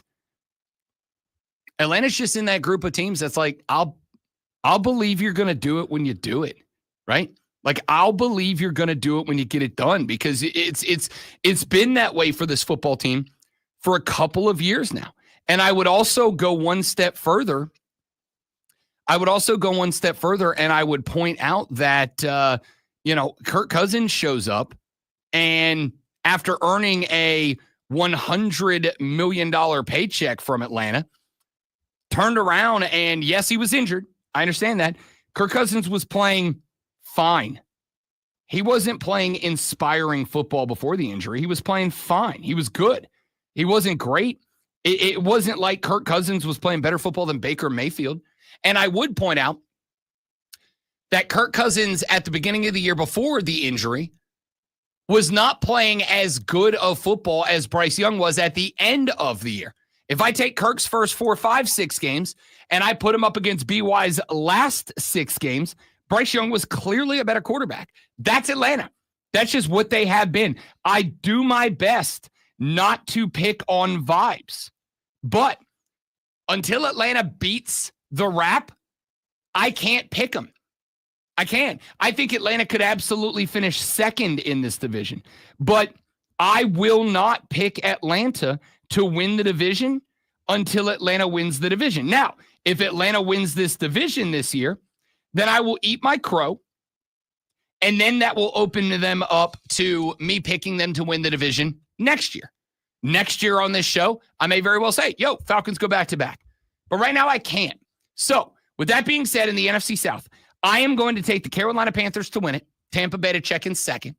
Lonzo is going to take Tampa to win it, Atlanta to check in second, Carolina to check in third. So that leaves us with, I've got Jacksonville out of the South. Lonzo's got Houston. I've got Buffalo, as does Lonzo, out of the AFC East. I've got Carolina out of the NFC South. Lonzo's got Tampa Bay. That is 3 of the divisions we have selected so far. When we come back here in just a minute, Lulu Kesson of the Greenville News joins us. We talk a little South Carolina Gamecock football. Then we will pick division by division through the rest of the next hour. We'll finish it up at 9 o'clock. At 9:20, Fight Club. We did an interview yesterday with NXT superstar Ricky Saints. We're going to play that for you.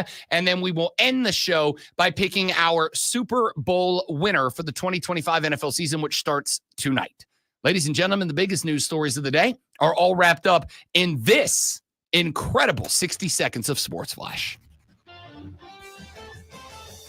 Speaking of Atlanta, the Atlanta Braves avoided a sweep by the Cubs with a 5-1 win last night. Bryce Elder picked up his 6th win with a 7-inning performance, holding Chicago to just 4 hits and 1 run while striking out 6. Atlanta had just 6 hits on the night. The Braves are off today before starting a series with Seattle tomorrow night. Proofreading is a lost art.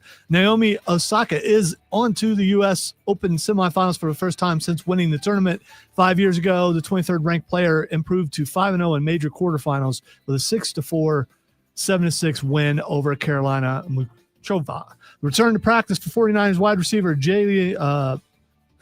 Jawan Jennings also got him paid with the 49ers, adding a $3 million playtime incentive to his contract for the season. His final on a 2-year deal signed last year, bringing his season total to $10.5 million.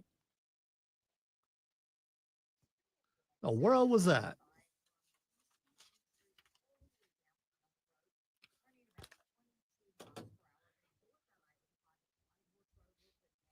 No, I did not stroke out in the middle of that. I have no idea what that was.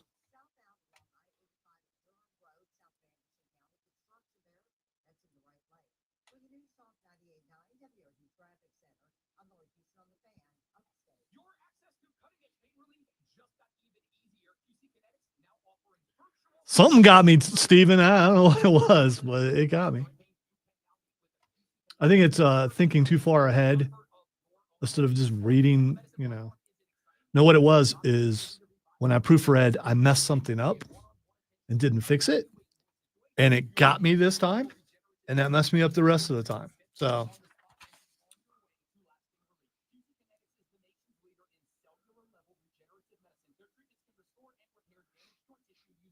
No, actually, I just had a moment of dyslexia. It was fine. I just read it backwards.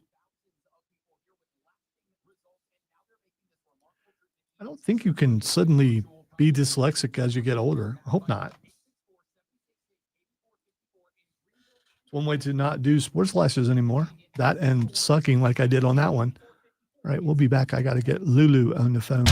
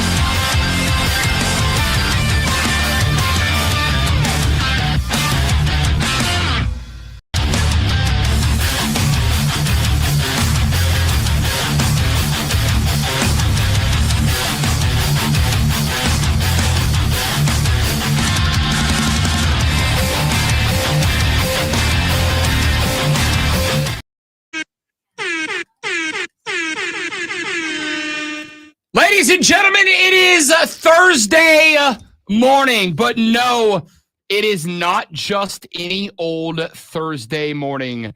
My friends, my colleagues, my compatriots, my comrade in arms, no, it is the opening Thursday of the 2025 National Football League season. The Philadelphia Eagles tonight at home taking on the Dallas Headliners, led, of course, by Jerry Jones.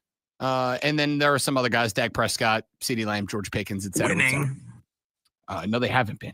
Winning. And we are doing a deep dive on the National Football League today, going division by division and handing you our divisional predictions before the season starts. However, that does not mean we are not talking college football this AM, because we have, and we are, and we will. And we will continue to do so this AM now, because on Thursday mornings at 8 a.m., we take a metaphorical road trip right on down the road to Columbia, South Carolina, to speak to a lovely young woman who covers the South Carolina Gamecock athletic department for the Greenville News, joining us once again, as she does every Thursday at 8 a.m. Lulu Kesson makes a return to the program. Lulu, how was Atlanta? Good morning. How are you guys? I loved Atlanta. It was so much fun. Beautiful stadium. I had a blast. It is. I will give them. I hate the Atlanta Falcons, Lulu Kesson. That stadium is awesome. That stadium, it's a great setup. It's a fantastic game day experience. It is as affordable as any stadium in the National Football League. Arthur Blank did a good. I can't stand the Atlanta Falcons, but they did a good job with Mercedes-Benz. Yeah, I'm definitely going to have to get used to the fact that not every stadium going forward is going to have a little TV in front of me with an instant replay, which is so helpful to have. But yeah, beautiful. It was a lot of fun. I love it. Let's talk about what happened in Mercedes-Benz Stadium this past Sunday with the Gamecocks of South Carolina getting a win over the Hokies of Virginia Tech. They start off the season 1-0. Let's start with the big one, Lulu Kesson. For about 15 minutes at the beginning of that game, the South Carolina Gamecocks were dominating social media. Everybody was like, this team might be them dudes. And then we had about 2.5 quarters where not much really happened. The offense wasn't clicking like it did right out of the gate. What was your take on the slowdown from an incredible opening drive to open with a tutty to the next 2.5 quarters where it just kind of seemed like the offense couldn't really figure it out again? Mm-hmm. Well, I think week ones are hard because you sort of have to look, okay, is this a week one issue? Is this something to flag?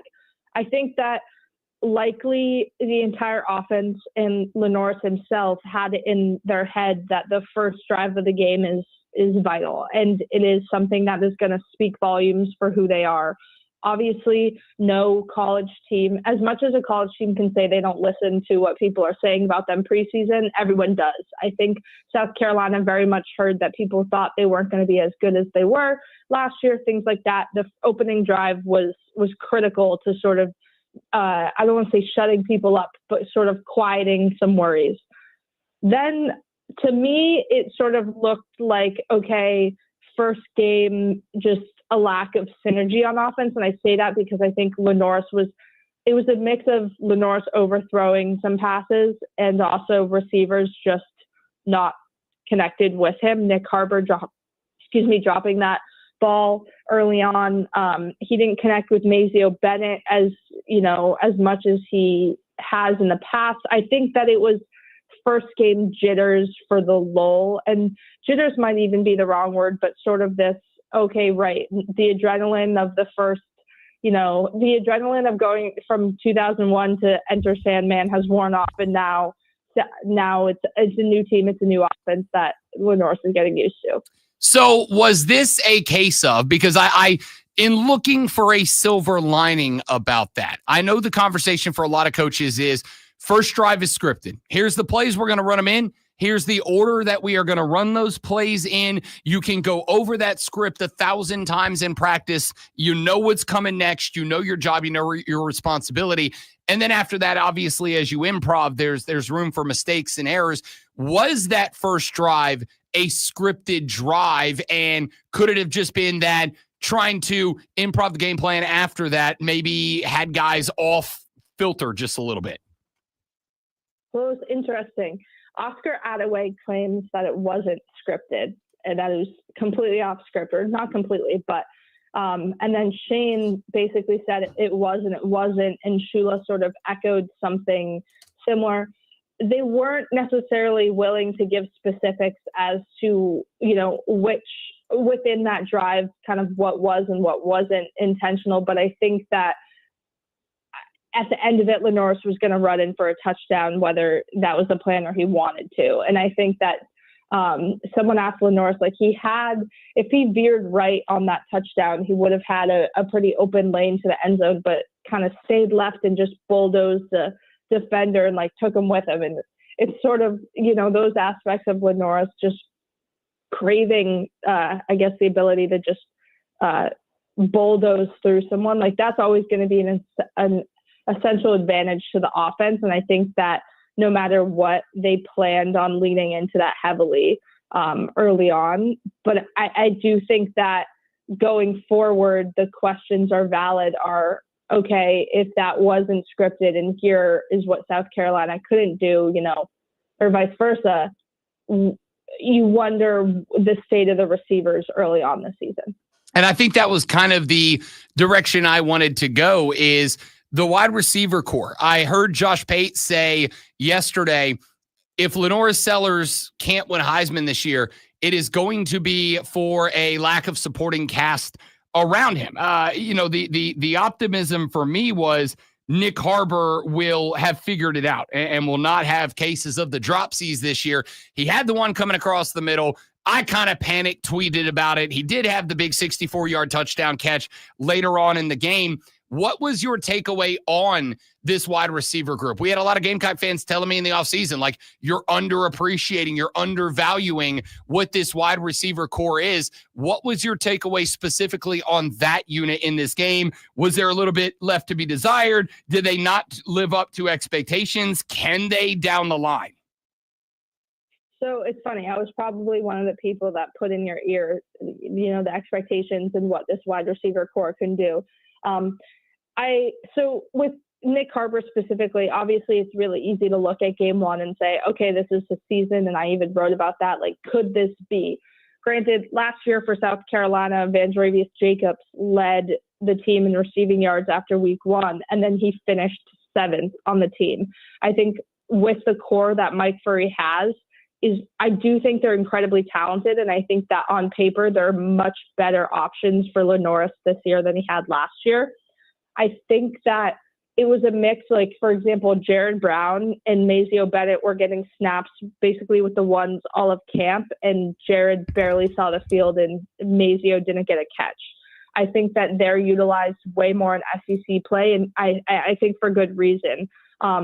Maybe I'm being totally naive here, but my perspective on some of the freshman wide receivers or maybe some of the decisions was, I think the use of tight ends, a lot of tight ends was personnel based and specific to Virginia Tech. But I think that also it was, okay, let's put these young freshmen that we're going to need down the line in early so that excuses of, oh my gosh, this is my first college game is sort of out the window. I think Shane's very good at getting players adjusted.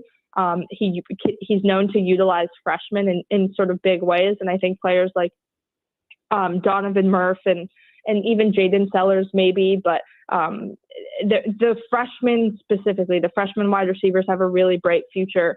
I'm not worried about them in terms of giving Lenore support.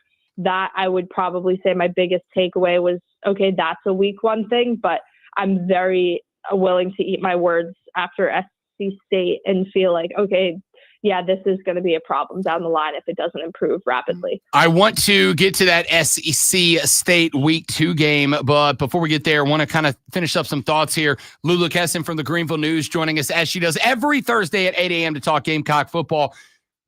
The run game. You had 14 carries, 60 yards for Oscar Attaway, 7 carries, 40 yards, and a 5.7 yard per carry average from Russell Faison.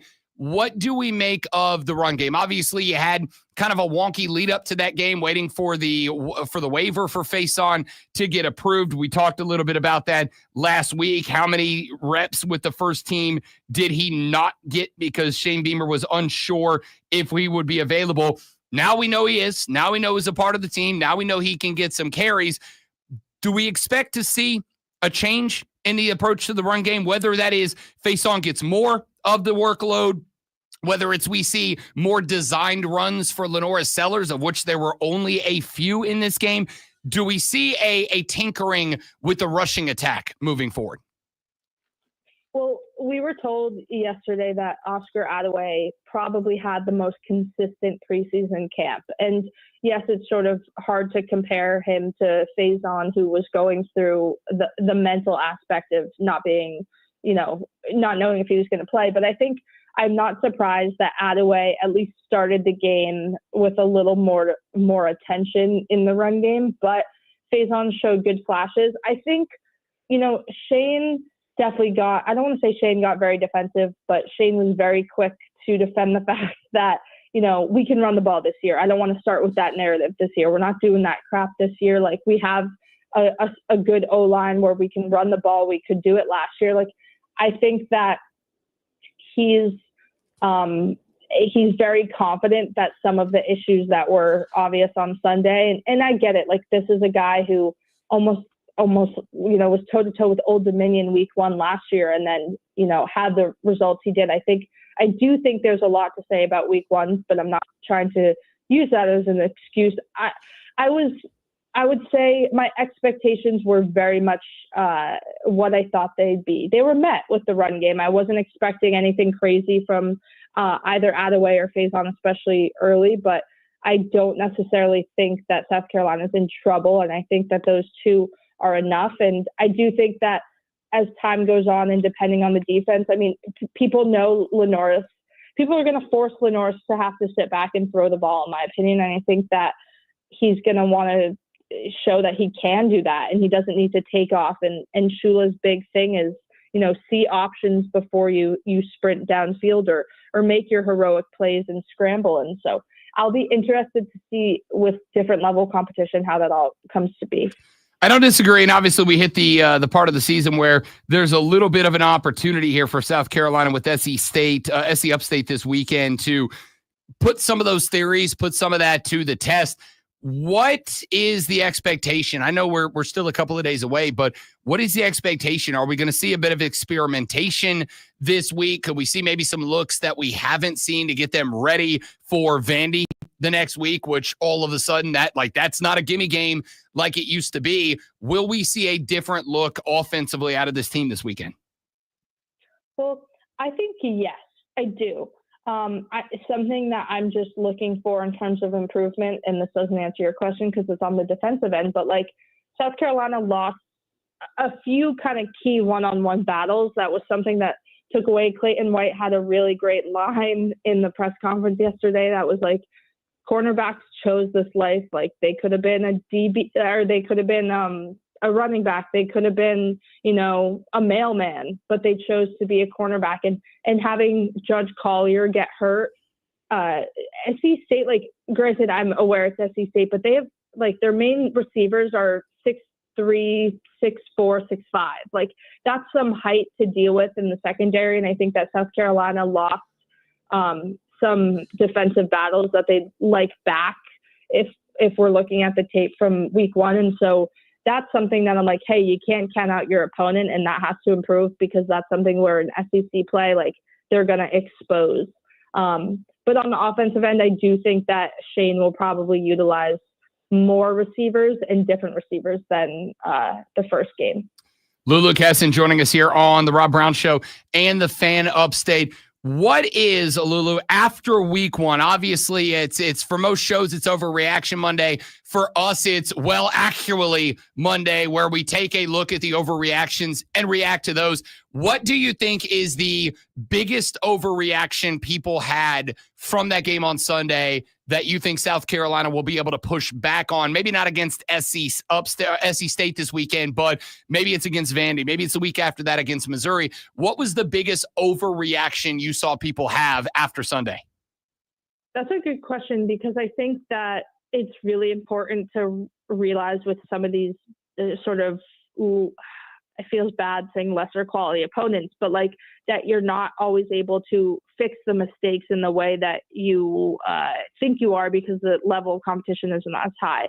So the easy answer there would be, South Carolina can prove that they do have a good O-line, that they can protect Lenoris. But I think regardless, that wasn't even an overreaction, but probably the most agreed upon thought and takeaway is South Carolina's O-line needs to be a lot better. And I think that if Lenoris is getting sacked against SC State, that's a huge problem. So I would say that's probably, I know that doesn't directly answer your question, but I think that that's where I point to as something that needs to be fixed no matter what in a week's time or in a day's time. Talk to me real quickly, because, and I know, I'm committing a cardinal sin of football here, which is looking ahead to the next big opponent instead of dialing in on who you play this week. But Diego Pavia and Vanderbilt waiting 2 weeks away. Like, that team is hungry. I love their head coach in Clark Lee. Pavia playing in his 17th year of eligibility at Vanderbilt, and that team is hungry to prove that the wins last year against Alabama, against A&M, that's not a mirage. That wasn't a one-year deal. Like, this is a legitimately good football team. Now, fortunately, that game is in Columbia, but you are going to have to do, I think, if you're South Carolina, a better job at contain than you did against Kyron Drones of Virginia Tech. He got loose. He scrambled a little bit. Pavia can do the same thing. Do we think that kind of becomes a point of emphasis moving towards that Vanderbilt game? Yeah, and I think that in some ways, like, Dylan Stewart is obviously an insane person to have on your team. He is such a huge asset, but I also think that in some ways, I don't want to say he's overhyped by any means, but on Sunday, like, he still was so close each and every time. And I think that it's going to be a point of emphasis that if he's going to be so close, he kind of has to close that gap, because that then, you know, the entire defense behind him is kind of, I'm trying to figure out a way to say this, because obviously I'm not a defensive coordinator and I don't know how Clayton's going to approach Pavia, but Pavia's like Lenoris, where if you make the gamble to try to sack him and he gets out of it, like, you're exposed on defense as a result. And I think that moving forward with somebody like him, like, it helps that Lenoris doesn't like talk trash. I think Pavia is going to try to. I think that's going to be a very emotional game in a lot of different ways for different people on each team. But yeah, I do think that it's a whole new ball game, knowing that you know, he's that type of player. But yeah, I think it's good experience. Drones sort of had shades of Pavia in some ways. Lulu Kessin covers the South Carolina Gamecocks for the Greenville News and is kind enough to donate a few minutes of her time every Thursday morning at 8 a.m. Glad you enjoyed the ATL. Enjoy the week back home, Lulu Kessin. We will talk to you next week and jump out ahead of that South Carolina Vanderbilt game in week 3. Sounds great. Thank you, guys. Be well and have a great weekend. You too. Thank you very much. Lulu Kessin's the best. She's awesome. That's Lulu Kessin from the Greenville News. Follow her on X at Lulu, Lulu Kessin, Kessin, on Twitter. If you're a Gamecock fan, it's a mandatory. All right, trust me on that. Let's take a break. When we come back, let's knock these 2 NBA stories down real quick that we got yesterday. Both the Steve Ballmer, LA Clippers salary cap story and the change to the NBA All-Star game, which was so coincidentally dropped yesterday afternoon. I'm sure that was just already definitely scheduled and not something that they scrambled to get ready and make happen in order to take away from the salary cap circumvention story. We'll talk about it next. I'm Rob Heaslonzo. This is the Rob Brown Show on the Fan Upstate.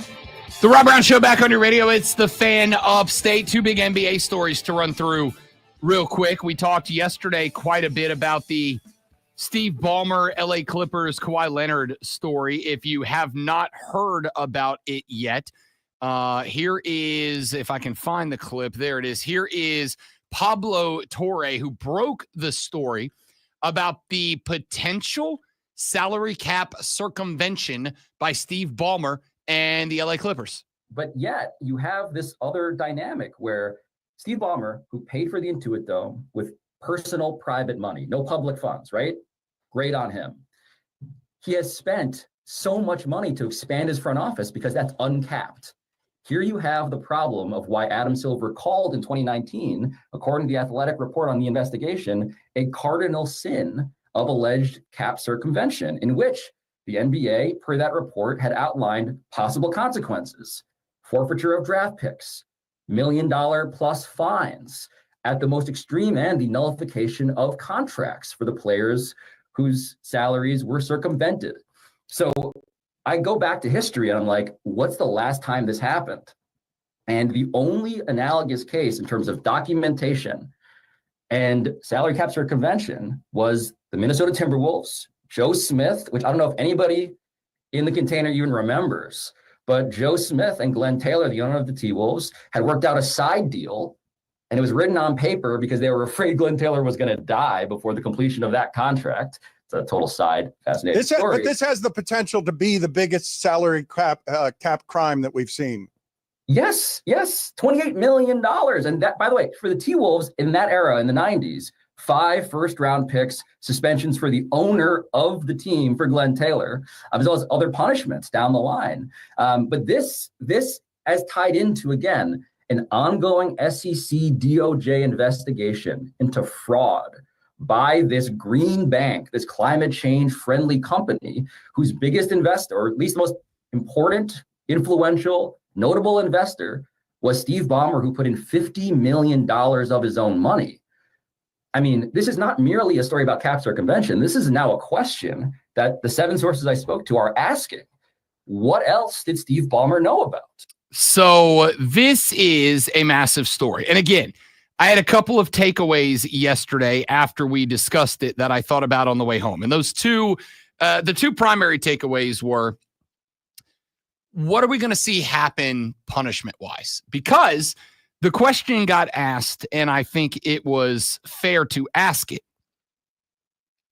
If Steve Ballmer did this, and according to Pablo, and he's got the receipts to prove he did, is this something Steve Ballmer was doing?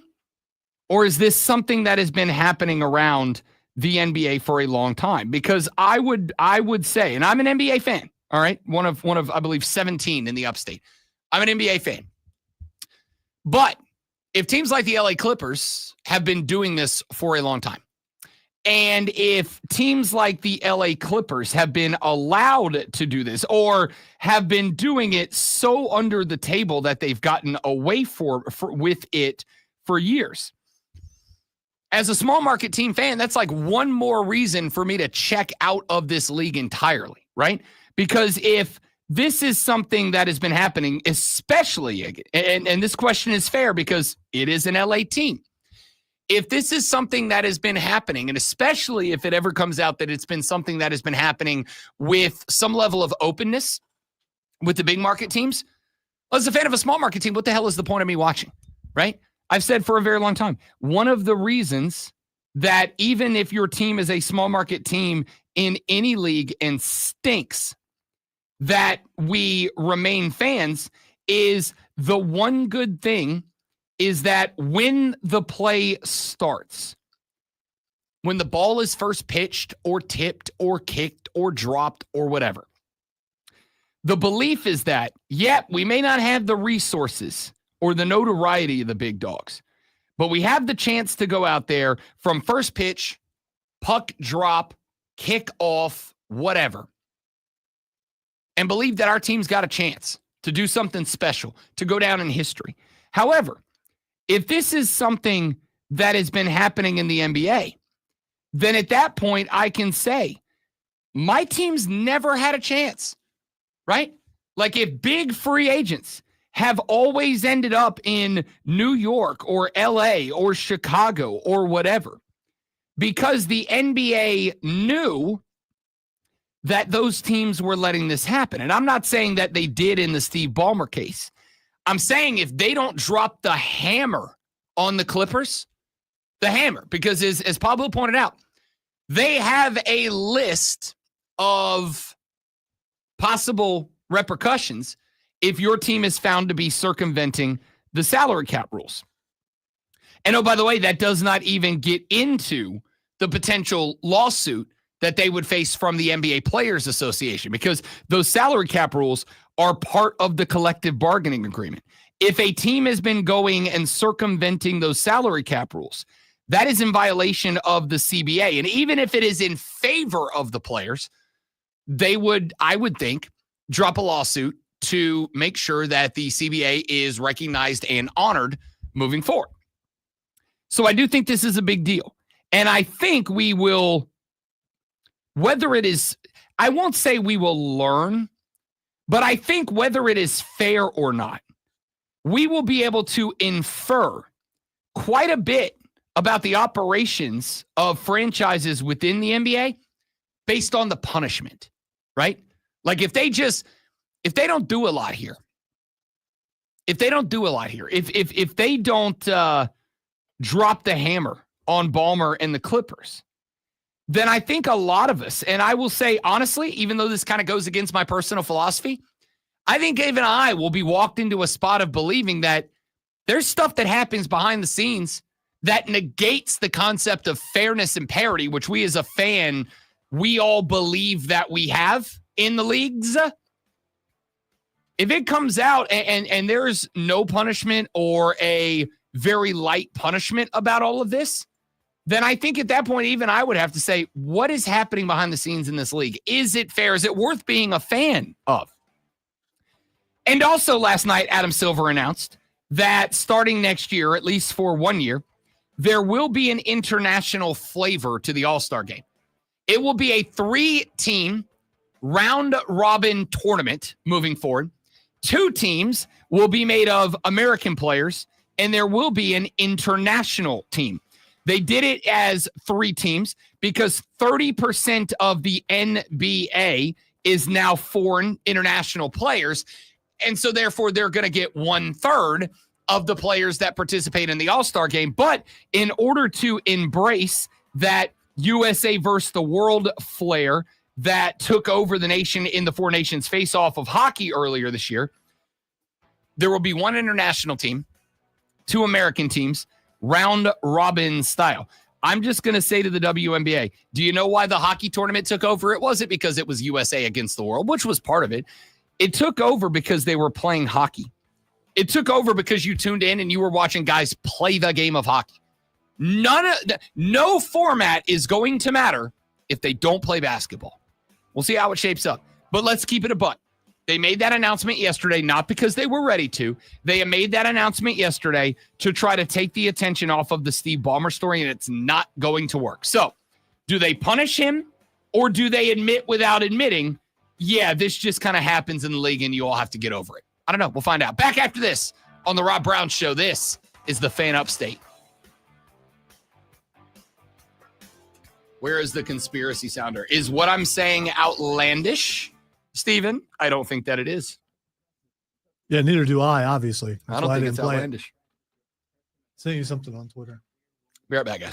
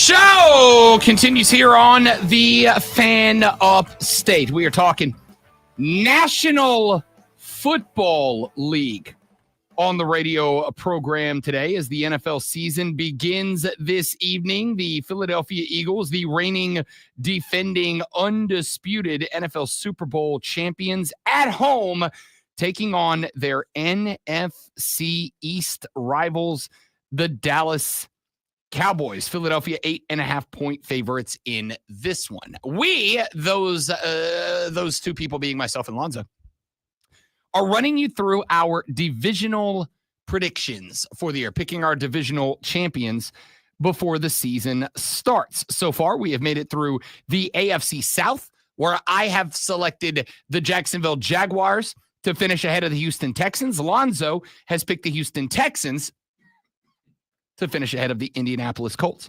We have picked the AFC East, where we have both taken the Buffalo Bills. I have selected the Miami Dolphins to check in second place. Alonzo, the New England Patriots, to finish second in that division. We have also done the NFC South in our highlight segment back at 7:40. I have selected the Carolina Panthers to win that division. Lonzo has selected the Tampa Bay Buccaneers. I've got Carolina just ahead of Tampa Bay. Lonzo's got Tampa Bay just ahead of Atlanta. Now, let us get to the let's do the NFC East up next, since they are the division that will lead off this evening with the Cowboys and the Eagles. I am not going to go with the reigning defending here. I think that you are going to see, and I'm interested to see how this plays out tonight, because I do think that this could have an impact on the game, especially considering while I think losing Micah Parsons was a very dumb thing for the Dallas Cowboys to do, I do think they upgraded the run defense. There's no joke about that. They've added a 3-time Pro Bowler across the defensive tackle position, a notorious run stuffer. Here's my theory on the season for the Philadelphia Eagles, who I do think are still going to be a very good football team. There are conversations that take place over and over and over and over and over and over and over and over and over and over and over again during the offseason that I think the tread gets worn off of, and it eventually gets frustrating. Like, can we please talk about something else? One of those conversations this offseason was, is Jalen Hurts a good quarterback, or is Jalen Hurts in an incredible situation for Jalen Hurts? I maintain he's a fine quarterback. I think he's fine. He's fine. All right, is fine above good? I think fine is. I think fine is fine. I think fine is fine. I think I'll even say he's good. I'll say fine is below good. Good is below great. All right. I'll say he's good. I'll say he's in the good category. Here's what I think the challenge is going to be for the Philadelphia Eagles this year. We all know what the heart and soul of that team is. The heart and soul of that team is a man who's got his own Old Spice scent nowadays, Saquon Barkley. He is the heart and soul of this team. Well, if I am a defensive coordinator and lined up across from me is the Kelly Green Philadelphia Eagles, how am I attacking that? And I think you'll see that this year. How am I attacking that? I am doing my darndest to take Saquon Barkley away from you. I am going to throw everything I got. And if I'm Dallas tonight, that includes stacking the line of scrimmage. That's not to say Saquon Barkley's not going to get 100 yards in a tutty. I'm saying I'm not letting him go for 170 and 2, right? Like, if he's 99 and 1 touchdown at the end of the night, for most running backs, that is a hell of a day. For Saquon Barkley, that's week 3. Like, that just kind of is what it is. So I think that Philadelphia, while it took them to a Super Bowl last year, also are going to be asked the question that became exhausting this offseason. Can Jalen Hurts do it without Saquon Barkley? Did Saquon Barkley carry Jalen Hurts to a Super Bowl last year, or is Jalen Hurts really a good quarterback? Well, we're going to, I think, get the answer to that question this year. And I think Dallas is going to start it off tonight. The question mark is, Are you going to do what I think you ought to do if you're a defense? Saquon Barkley is not getting $150 and 2 touchdowns against me. He's just not. I'm taking him away.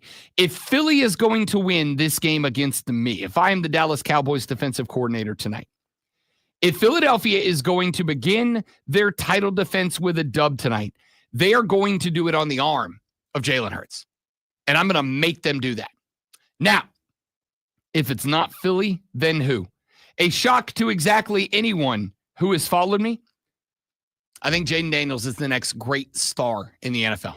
I think Jaden Daniels at the end of this year, you know how whenever we talk quarterbacks, we say, all right, there's tier 1, Mahomes, Allen, Burrow, Jackson.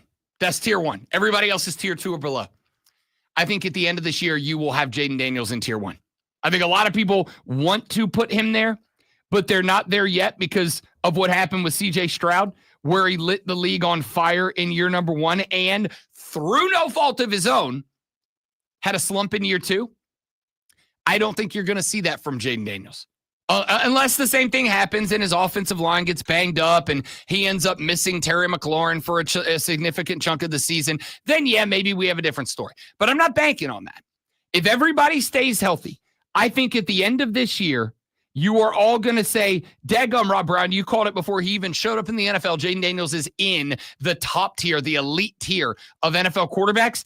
Lonzo, give me the Washington Commanders to shock everyone and win the NFC East this year. You know what I hate is radio when everyone agrees with everything and people think I go out of my way to go against you on things just because of that, which I never do, by the way.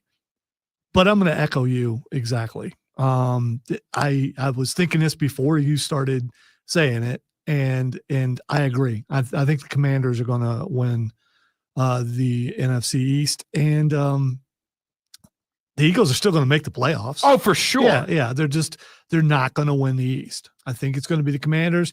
I think the Giants will be in last place, Cowboys next to last. And the Giants will be in last place and maybe surpass the Cowboys at the midway to the end of the season when the Giants realize that they need to start their rookie quarterback. And then suddenly they start winning. I do not make a lot of preseason futures bets. I don't make a lot of preseason futures bets, mainly because I don't want to put a bet down on the table and then have, $50, $100, whatever, just sitting there in my account for 4 months while I wait for the season to play out. I did make one, Lonzo, and that is the Dallas Cowboys to finish last in this division. I took it was like 7-1 for them to finish behind the New York Giants in the NFC. That's basically the bet I'm making. Can the Giants be better than the Dallas Cowboys this year? And I'm going to keep it a buck. I think they will. Because Russell Wilson again played pretty damn well for the Pittsburgh Steelers at the end of the year. And even if he does fade down the stretch, Jackson Dart looked spectacular. The folks up in New York are calling him Jackson Start because they want him at QB1. Give him some time. Don't rush the kid. But I'll take that bet. I just think that after a year, once the target's on your back, and the target went on Philly's back about week 7, week 8 last year, when everybody was like, oh, damn, this dude, like this Saquon Barkley kid is a dude. The target went on the back, but now it's not just like a little laser dot on the back. Now it's like the whole target's back there. I think it's going to be figured out very early. Take Saquon away. You had an entire offseason for them to try to figure out how to stop Saquon. And Saquon used to play for another team that didn't win. And he got stopped when he was playing for that team. So he can be stopped. Yeah. And again, much like that team when he was in New York, we're going to find out, is Jalen Hurts an elite quarterback or is he a quarterback that ended up in a spectacular situation? We're going to find out the answer to that. Honestly, we might start to find out the answer of that tonight. We might start to find the answer of that out tonight. There is a part of me. We had what is in the chat? Oh, I think Scotty from BMW said earlier in the show, hot take, Dallas wins by 2 tutties tonight. I'm not willing to go with a 14-point spread, but I'm kind of starting to get to the point where, and I'm not saying this will happen, I'm going to pick the Eagles because they're just a better overall football team, but I can see Dallas pulling the upset tonight. They take Saquon Barkley out of the game. Even with that wide receiver core, Jalen Hurts panics because he doesn't have the training wheels out there, and they end up throwing a gazillion passes, and Jalen Hurts just ain't that guy, at least not out of the gate. If that's the case, I can see a Dallas upset. I don't see how you stop Jaden Daniels. I don't see it. Terry McLaurin should not be a star wide receiver in this league, but he is. That's on Jaden Daniels. Now they can run the ball. Cliff Kingsbury, I think, has proven that he is worth his weight in gold as the OC for this guy. Give me the Commanders to win the East. Lonzo agrees with that. We still have to, when we come back in the final hour of the show, pick the AFC North and West, the NFC North and West. We'll do that at 9:20. Fight Club. Special one today. We had NXT superstar Ricky Saints stop by yesterday. We talked to him. We'll play that interview for you, and we will wrap up the show with our Super Bowl predictions, all coming up after Lonzo wins a Lombardi caliber effort of a sports flash. I can only go up after last one. The Atlanta Braves avoided a sweep by the Cubs with a 5-1 win last night. Bryce Elder picked up his 6th win with a 7-inning performance, holding Chicago to just 4 hits and 1 run while striking out 6. Atlanta had just 6 hits on the night. The Braves have today off before starting a series with Seattle tomorrow night. Naomi Osaka is on to the U.S. Open semifinals for the first time since winning the tournament 5 years ago. The 23rd ranked player improved to 5-0 in major quarterfinals with a 6-4, 7-6 win over Carolina Muchova. The return to practice for 49ers wide receiver Juwan Jennings also got him paid, with the 49ers adding a $3 million playtime incentive to his contract for the season. His final on a 2-year deal signed last year, bringing his season total with incentives to $10.5 million, which is a lot of money.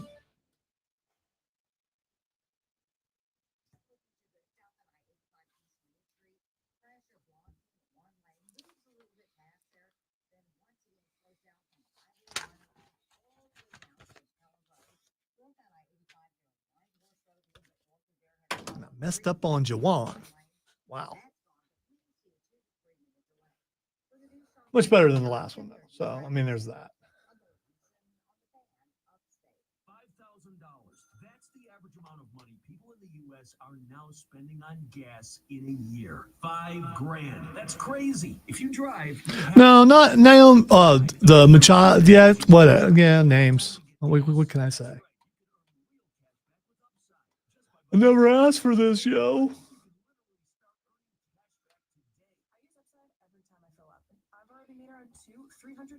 You're putting gas in your car anyway. Why not get real cash back? If you like free money, download Upside. I'm saving the cash. I'm starting to believe, and this may be that I'm just making an excuse, but I'm starting to believe that maybe I need to wear my glasses. Maybe I do. I don't know if that would help, but I also need to put commas in places where,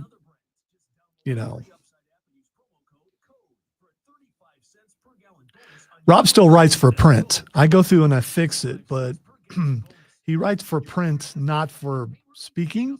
So there's a different way things are written for print aren't necessarily how someone would say it when they talk it. So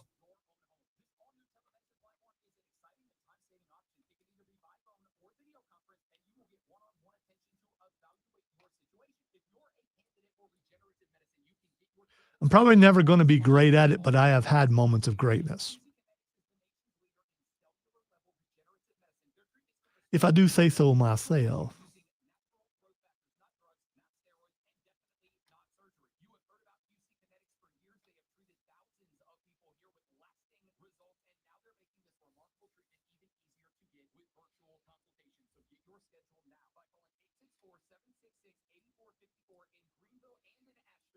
Good morning, James. I was thinking about you earlier when I put on my Kansas City Super Bowl t-shirt.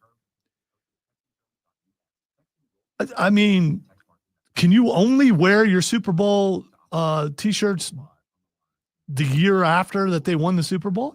I mean, these shirts are not cheap.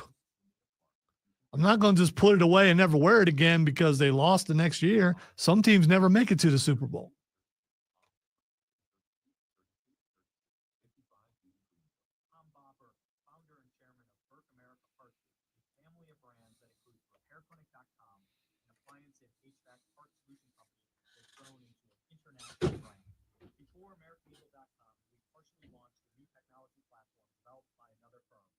American Eagle helped take our technology to a whole new level with digital marketing, software development, and business insights into our key markets, appliances, HVAC, and outdoor power equipment, and did so both on time and on budget.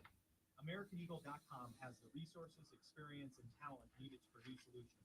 Our new technology platform, developed by AmericanEagle.com, has produced tremendous results with higher traffic. So, James, you're saying, I'm guessing you're saying there is no chance at all that Dallas wins tonight. Philadelphia fans, I'm sure you've got every confidence. Call AmericanEagle.com at 773-NETWORK. It's AmericanEagle.com 773-NETWORK.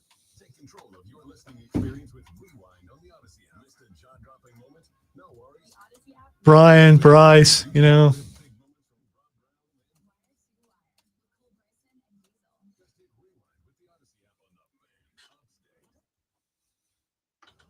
Matt World, first break. 10-4.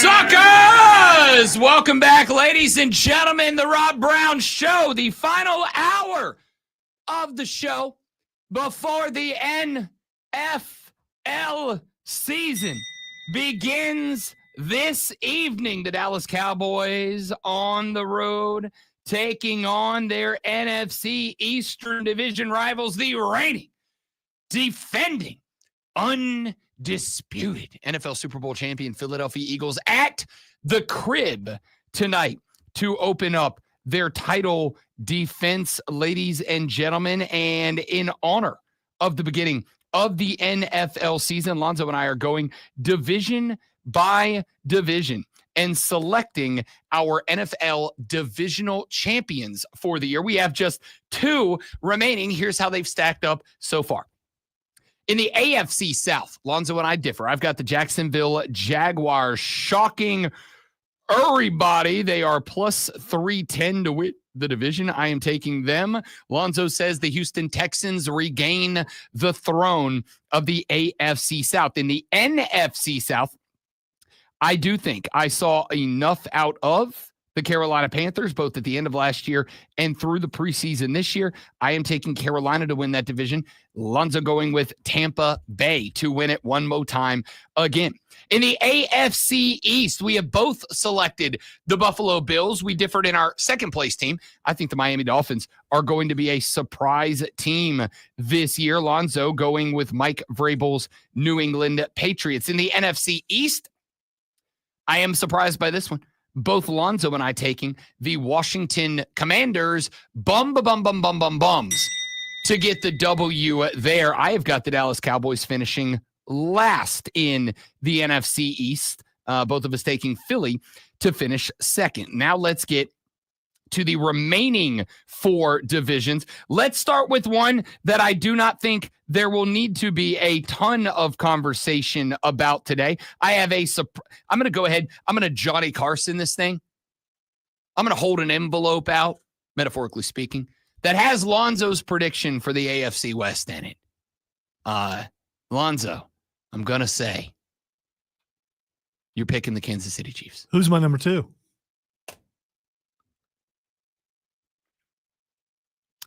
Wow. My gut reaction is to say the Denver Broncos, but I don't think you're going to do that. I think my you're going to say 1 and 2 teams in the West play each other tomorrow night. So you're going with the Harbro-led Chargers of Los Angeles, California, to check in second. I don't hate that.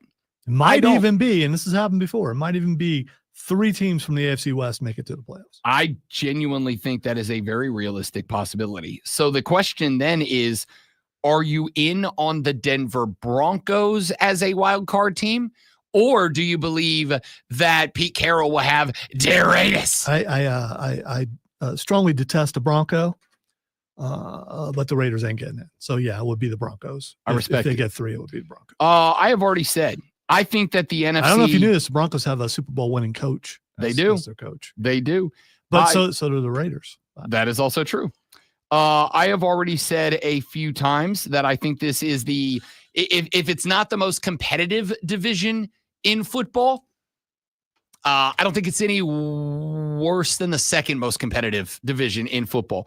I do think that they are still one of the best teams in football, but I do think the Kansas City Chiefs are closer to the end of the dynasty than the beginning. Not saying the dynasty is over. I think it's very possible the Kansas City Chiefs are back in the Super Bowl. Stinking disrespectful. Wow. I mean, maybe I am in this exact moment. If my words get back to Mr. Taylor Swift, maybe this is what pushes him over the edge. I don't think the dynasty's over.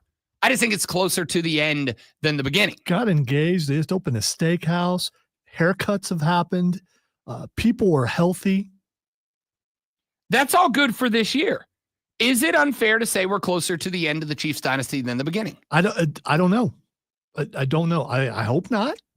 I was wondering this morning how old that Mahomes is, and I forgot to check. I think that will spell the end of the dynasty, or maybe not, because they were winning with Alex Smith. He is 29, by the way. Okay, so I think we got what, 33? Oh, listen, if the dynasty is coming to, if we are closer to the end of the dynasty than the beginning, I don't think it's because Patrick Mahomes ages out. I think it's because everybody else does. Or Andy Reid retires. Or Andy Reid. Yeah, exactly. That could be it. Yeah, that's kind of the direction I was going. If we are closer to the end of the dynasty than the beginning, it's because Andy Reid goes, all right, that's enough. I'm going to go open up a hamburger joint, and steps away. Yeah, but they'll promote. And the Chiefs get it wrong with the next guy. They'll promote from within, and both their offensive and defensive coordinators have head coaching experience. Neither one of them really good, but they'll be playing with a stacked deck. Yeah. So you still got at least 1 to maybe 2 seasons after Andy's gone where you're probably still pretty good. I don't know. I'm not disagreeing with any of that. I think that there is a very good chance that we are closer to the end than the beginning, but I think it's because people start to retire or walk away. We'll find out. I do think, and again, a lot of this has to do with the apology letter and edible arrangements that I had to send to Captain Checkdown Bo Nix, because maybe he is a dude. And again, I have been for a very long time a believer that, and we'll see if he can prove me wrong this year. I have been a believer for a very long time. Sean Payton was a good coach. He was not an all-time coach. I believe, and to this day do, maybe it changes this year. But I do believe that Sean Payton, much like Bill Belichick with Tom Brady, I actually looked these numbers up earlier today because I was just kind of curious. Bill Belichick with Tom Brady as his quarterback has a winning percentage of 77.4%.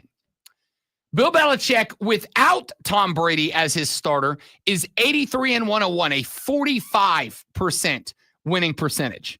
So the point here is, I think Belichick was a good coach, but I don't think he was a great coach. I think he was a great facilitator. I think he was very good about saying, here's what we need to allow Tom Brady to be Tom Brady. And listen, when you have a guy like a Tom Brady, that's what you need. I think Sean Payton was very fortunate to have had Drew Brees, a guy that I believe is the most accurate passer in the history of the National Football League. I'm just talking the ability to put the ball on the target. I don't think there's ever been a guy more accurate than Drew Brees. I have also gone on the record and said that I think if Drew Brees had Andy Reid, I think if Drew Brees had, prime Pete Carroll, I think the Saints would have won one, maybe two more Super Bowls. I really do. I think there was enough drama behind the scenes that probably still hasn't come to light, even for those of us that are plugged in, that held Sean Payton and Drew Brees back from getting more done. You got my one Lombardi, I can die a happy fan. But I think they could have got more. Maybe I was wrong. That being said, I'm in on Denver. I think they are potentially a wild card team, but I'm going to agree with Lonzo. I do not think that this is the year that the Kansas City Chiefs relinquish the throne in the AFC West. I am also going to take Kansas City to win that division. Let's keep rolling. Let's go with the AFC West at this point. This division is another very interesting division to me. You obviously have... You mean the East? Excuse me, AFC East. Yeah. No. Sorry. We just did AFC West. Yes, we did. AFC West. Let's go AFC West. Or excuse me, NFC. Let's do the NFC West. There we go. It's not me confusing. No, I know. I just need clarification. Let's do the NFC West. This one's another interesting one. You've got the Rams, Cardinals, 49ers, and Seahawks. I will start with a team that I am not ready to say is in the mix. I have loved the story of Sam Darnold. I am very glad that Sam Darnold got his redemption arc in Minnesota. I think he deserved it. I think that Sam Darnold with the Jets, although he didn't help himself with the I'm seeing ghost thing a couple of years ago, I also think Sam Darnold with the Jets was another fine example of maybe focus on franchise in the term franchise quarterback. I just don't see Sam Darnold going to Seattle and doing the same thing. I'm also out on the San Francisco 49ers. Again, I know a lot of people are criticizing and critiquing him because he did not show up to Washington in great shape. But I do think Brock Purdy is a guy who got very fortunate to get dropped into a phenomenal set of circumstances in San Francisco. And I think you're going to find out this year that even out of his prime, even if he was out of shape, I think a lot of folks are about to find out just how valuable somebody who can run what I call the Reggie Bush position. You can line him up anywhere on the field and he's a threat. Somebody who can run the Reggie Bush position and do so skillfully, like Debo did. It's a big setback. 49ers take a step back. I like the upward trajectory, though I don't think they're there yet, of the Arizona Cardinals. This is a great one. One of the easiest picks of any division for me. Give me the LA Rams out of the NFC West. Aren't you concerned about the health of the quarterback for the Rams? Yes, but I think we could say that about any quarterback, right? Like any quarterback takes the wrong guy's face mask to the number at the wrong time and the season ends. Yes.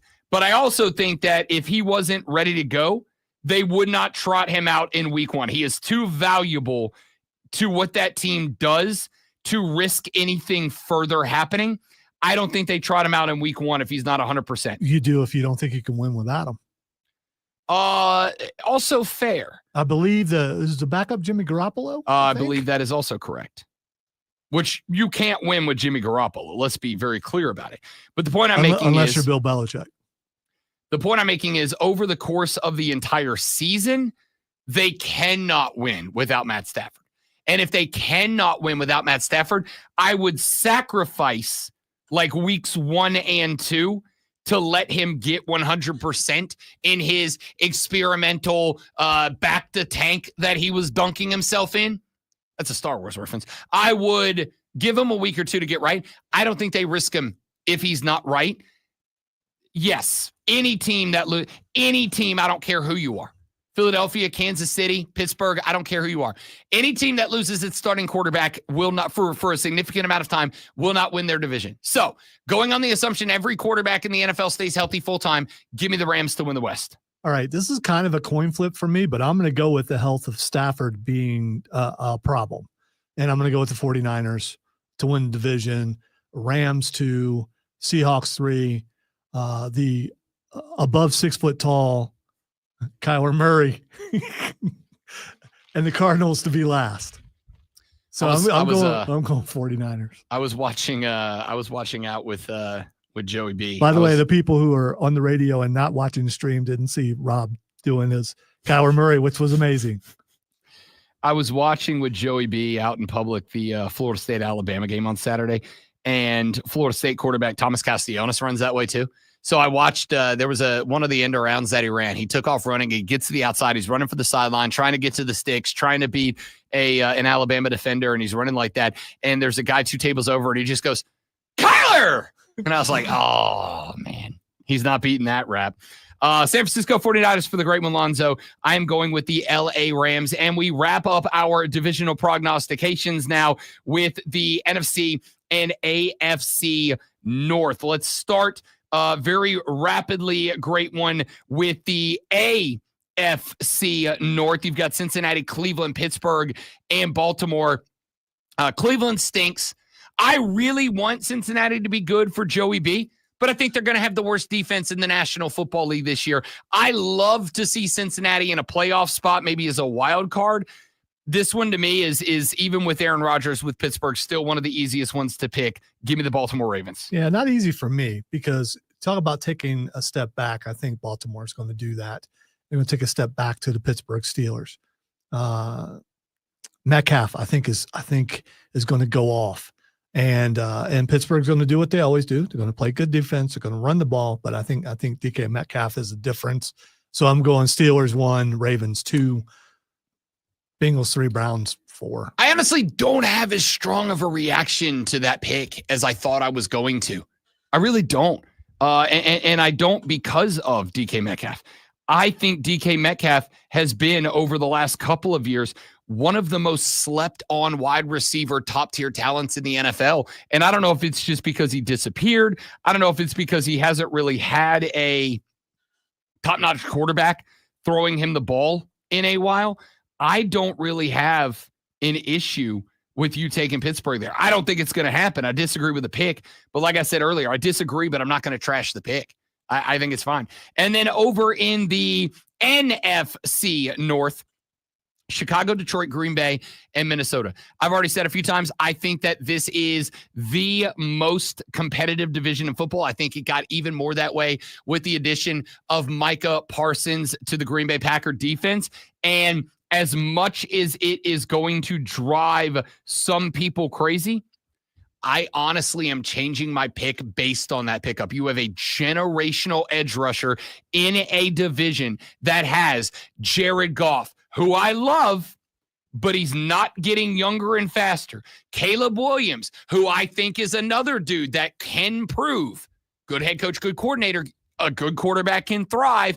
And of course, the question mark that is JJ McCarthy, but under a head coach who is now turned Kirk Cousins and Sam Darnold into $100 million men.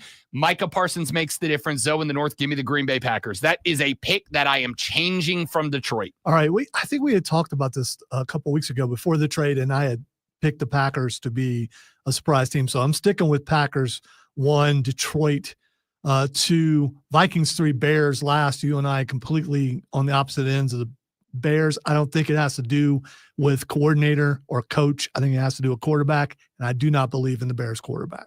A lot of people don't. Again, I will acknowledge that part of me hopes that Caleb Williams proves himself this year for 2 reasons. Number 1, if he does, it's one more point in Rob Brown's put the emphasis on franchise, not quarterback, in the phrase franchise quarterback. And number 2, there is nothing more that I want to do, see, love, enjoy more than people going, he paints his fingernails, as that's a reason he's not going to be good at football.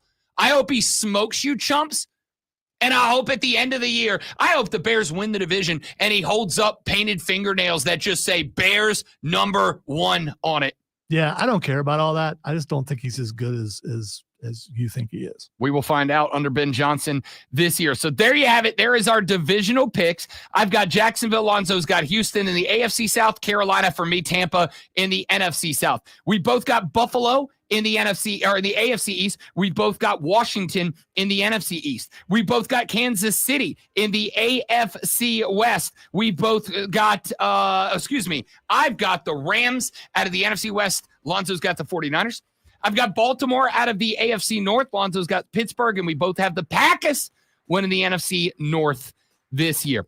In the final segment of the show, we will do our Super Bowl contenders and winners. But coming up next, Fight Club yesterday had the chance to sit down with NXT superstar Ricky Saints. NXT will be live in Spartanburg this Friday night at Spartanburg Memorial. Ricky Saints up for the NXT Championship on September 27th. We talked to Ricky yesterday. We'll play that interview for you next on The Rob Brown Show in the Fan Upstate.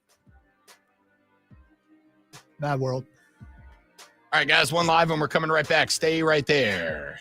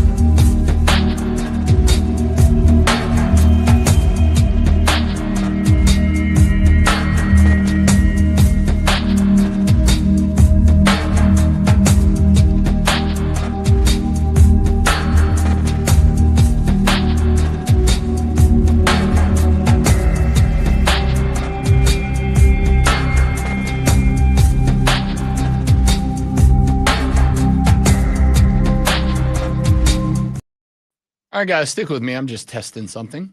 Ladies and gentlemen, the Rob Brown Show on your radio. It is the Fan Upstate. Is that Rob working? Brown, Does that sound the good to great everybody? one, Can you Lonzo. hear And that? now, Is that working? joining It us is, right? on the Sounds like it's radio working. Looks program like and it's live working. on the stream, which if you're not watching, you're lost. Just brought the back, ladies and gentlemen, the Rob Let me know Brown if that's Show working, you guys. on. If you can hear me in the chat, let me know that that's working. I think it is. Drop it in the chat. We'll be right back.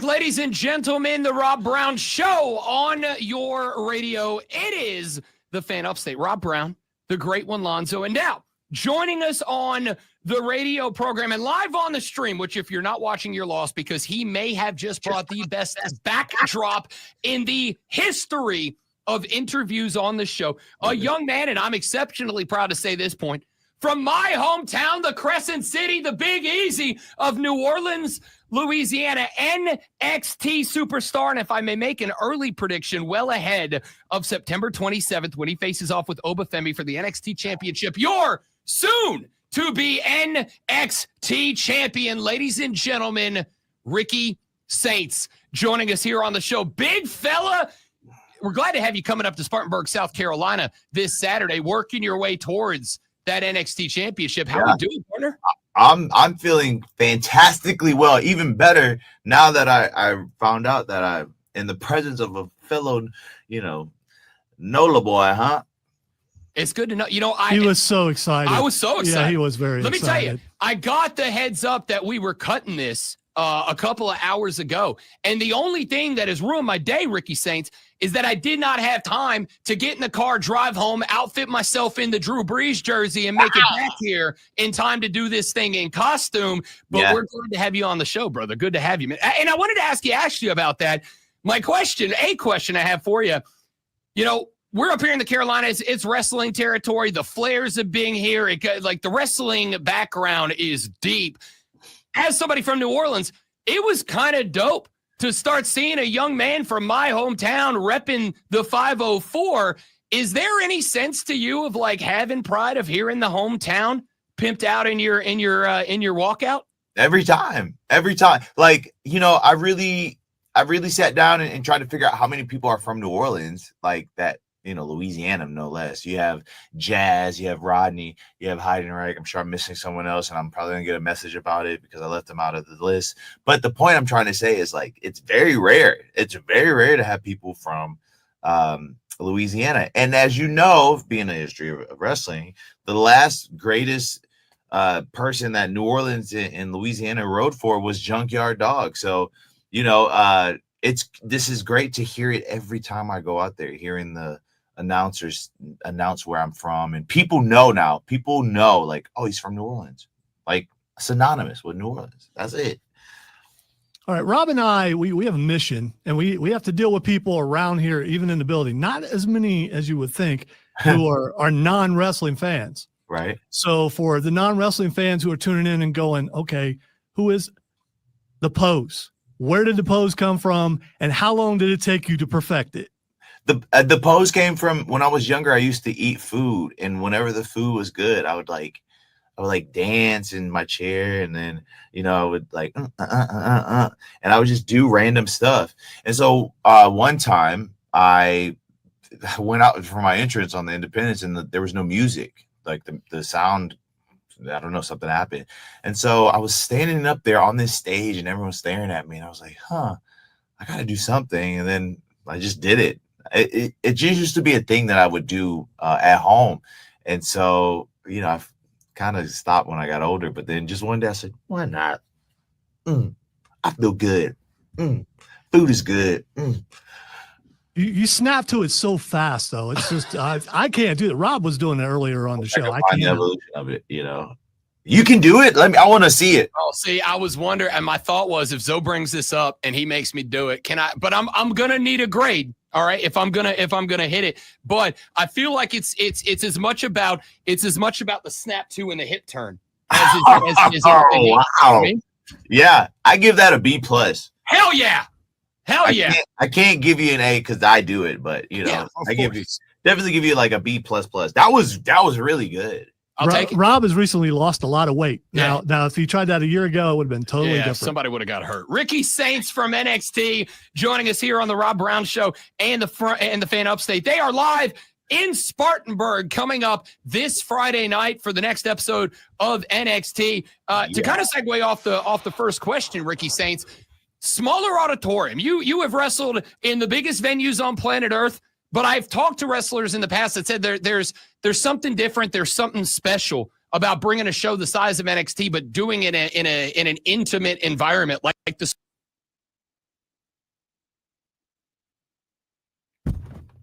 Wow. Well, Wow. that's just absolutely perfect, isn't it? Wow. That's just Wow. absolutely perfect. Let's see if we can pick that back up. No, apparently, can you grab just the audio file of that, and we'll just run it from the audio and see if we can get that going, because that's a terrible point in the conversation to try to pick it up from. I'm a little hurt by that. I don't know why that file decided it just needed to stop right there, but a conversation going with NXT superstar Ricky Saints. NXT will be live this Friday night in Spartanburg at Spartanburg Memorial. They will be putting on one of their final few episodes before that September 27th show, when Ricky Saints will face off with Obafemi for the NXT Championship. Did we I have the audio. There's just no way to know exactly where, so I'm just going to jump in where I jump in. Just guys, it was like 3 or 4 minutes in. We'll just take a stab. It should be relatively obvious where I'm talking and where he's talking. Actually, no, he's one of the few guys that like matched me volume for volume. It's all the right, New Orleans let's kids. do it. Go for it. These type of venues I love because of the intimacy to it. First off, I love history, and I love history and wrestling together. So that's a match made in heaven for me. But I love the intimacy because, like, when you are out there, you are able to see. Mind you, I have astigmatism, so I can't see that far. So I can only see the first few people, right? But I like to let people believe that I can see as far as the stadium goes. The point I'm saying is that I'm glad to see these blurred faces when I'm in the ring. I love to hear it. I love to feel the energy. When you get people who love wrestling and you sit them next to another person that loves wrestling and you just keep that going, that energy creates such a feeling of like, yo, isn't this the most incredible thing that we're witnessing right now? I can't gush over it enough because obviously that's where I came from. I came from the independents. Wrestling is in front of these small crowds. So that's kind of like my thing. I kind of know how to do that. And this weekend will be no different. I'm so excited to have live wrestling come. Spartanburg, people may not know about it, but I actually wrestled in Spartanburg back in like 2012, 2013. Did a great drive from Orangeburg, maybe? Orangeburg, yes. Went from Orangeburg, stopped, saw these boiled peanuts for the first time in my life. Couldn't believe it. I was like, what is this? People told me to buy a Coke, put all of this stuff. Great time, though. Loved it. Peanuts and Coke, it's a hit Yeah, every time. You're never going to convince me of that. I'm never going to be into just I never soggy tried peanuts. Yeah, good move on your part. Yeah, soggy peanuts. They try the boiled peanuts either. Yeah, you don't always have to do what they tell you to do. If you see me, Ricky Saints, if you see me front row Friday night and I hold a bottle of Coke with some peanuts over the stage, it's worth breaking the carb diet or whatever, my guy. Okay, I will try it. Yeah, if it's there. When in Rome, you know. That's it. All right, we just rewatched the match, the 4 of you against Dark State, and noted. Noted that Obafemi he's a really large guy, and we know that's who you're going up against for the belt here pretty soon. Which do you prefer to wrestle? I mean, over your career, do you like guys more your size or the larger guys? Which is easier to do? Wow, that's a great question. I'm never one to do things the easy route, but I don't think I have a preference, only because.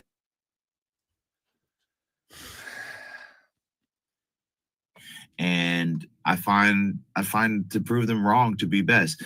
More so, the big guys kind of underestimate me, and I find that to be so funny because 10 times out of 10, they end up in a situation that they didn't expect. Someone has us playing there's that. In the view and talk to me about because these words I think are words that every wrestling fan has heard, and we like to think we know what it is, but obviously until you get in the squared circle and cut it up, I don't think you can about in-ring psychology, right? You hear Stone Cold and you hear Undertaker and all these vets talk about it.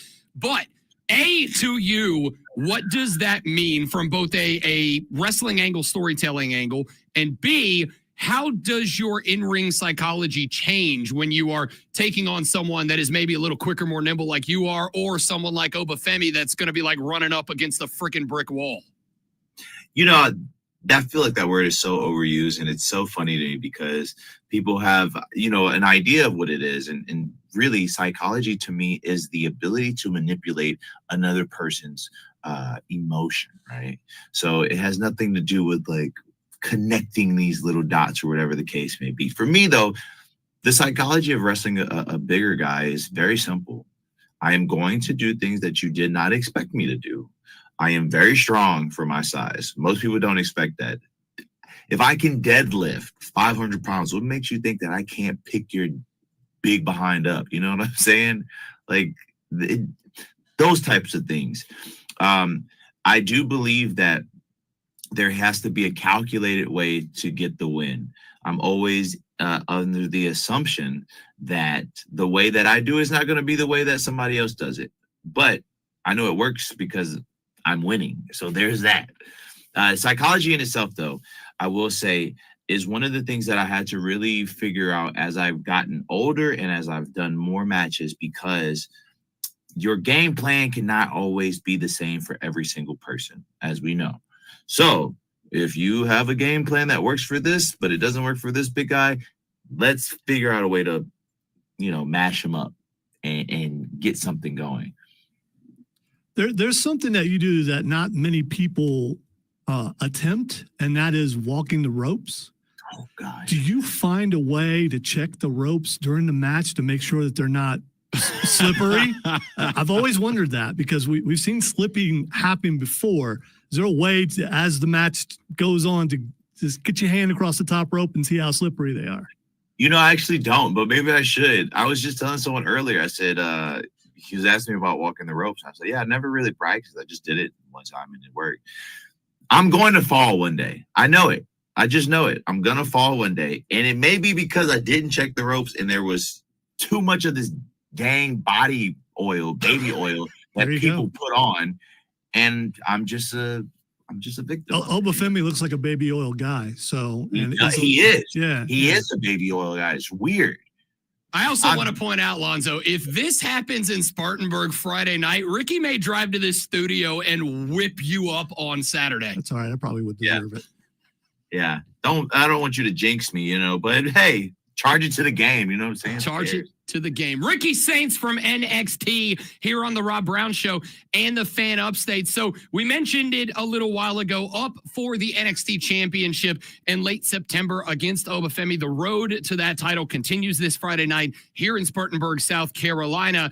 That NXT Championship has been carried around by a number of guys that have gone on to the big show and just become that dude later on in their career.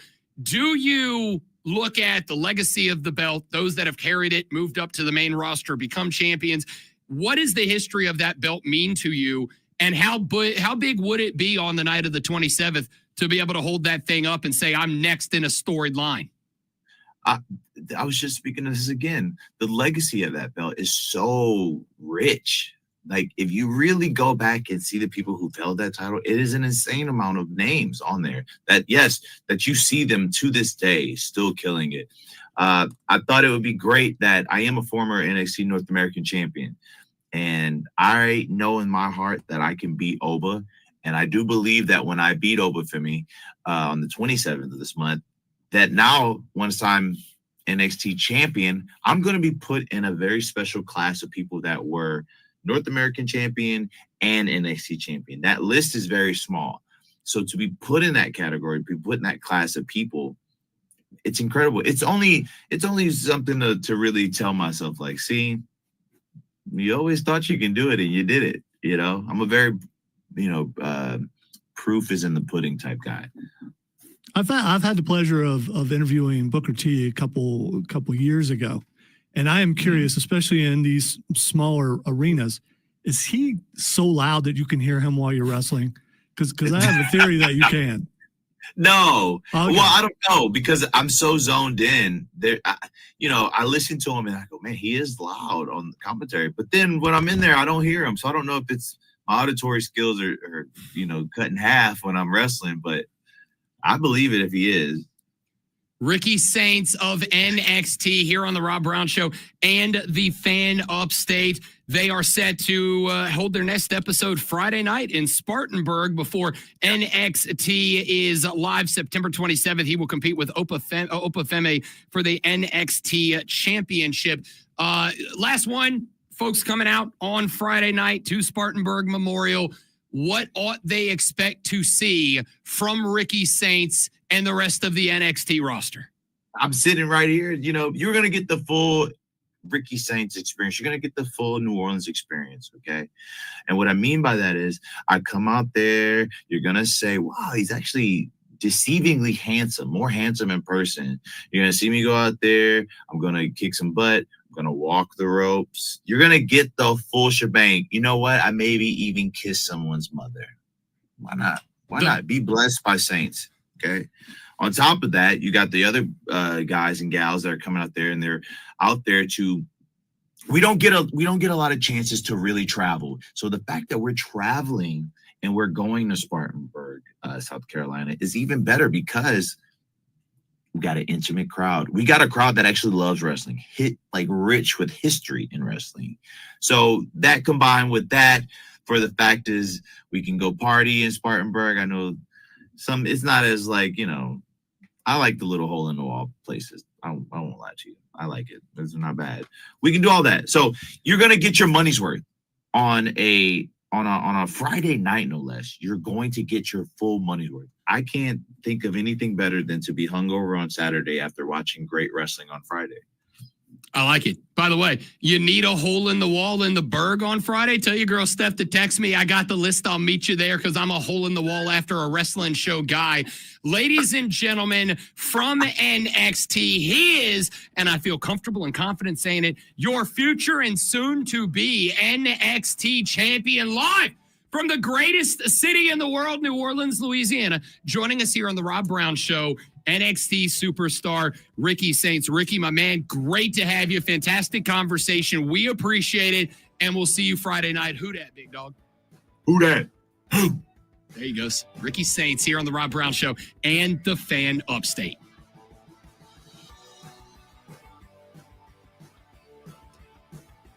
Outstanding.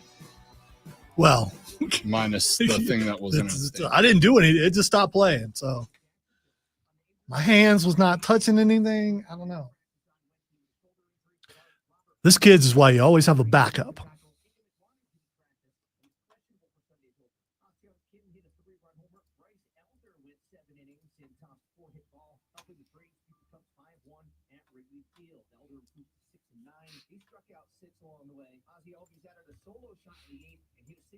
Sad part is I didn't have that in auxiliary, so none of that showed up on the podcast, but I can fix it. That's all right. There's also 3 different ways that you can grab stuff from that new logger that you put together, including the board.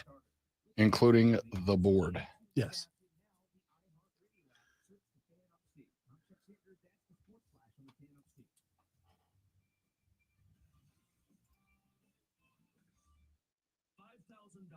That's the average amount of money people in the U.S. are now spending on gas in a year. $5,000. That's crazy. If you drive, you have to download Upside, the free app that gives you cash back every time you get gas. That's right. You can earn real cash back with Upside just by buying the gas you're already buying. You can literally start earning cash back today. I use Upside every time I fill up. I've already made around $300. You're putting gas in your car anyway. Why not get real cash back? If you like free money, download Upside. I'm saving the cash I earn from using Upside to help pay for a vacation later this year. Download the free My family enjoyed the interview. That's all that matters. Saints I'm telling you, he's about to get the rub, boys. The Rob Brown Show rub is real. The Rob Brown Show bump is real. I'm surprised it hasn't happened yet. I do believe that he might be the guy to take down Obafemi because Obafemi is not going to be staying where he is very long. Neither will Saints, more than likely. Concurred on both counts. And neither will Ethan Page. All ego. Yes, I think he's moving up. He's a dude. But there's only so much room up at the top, too. I mean, you got people like Julia who's just. When's the last time she wrestled? And I don't think she's hurt, but she could be. Yes, James, I did attend that game. September 25th, New Orleans, Louisiana. That was the loudest building that I have ever been in my life. It was unbelievable.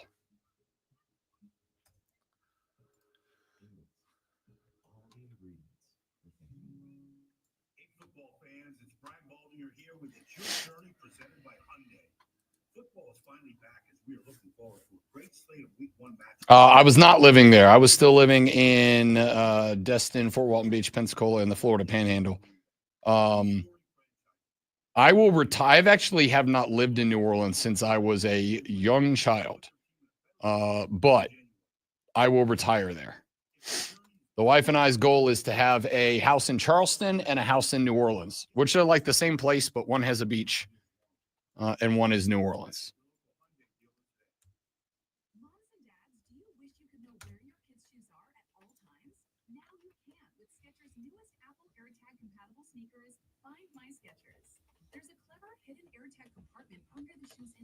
Clever.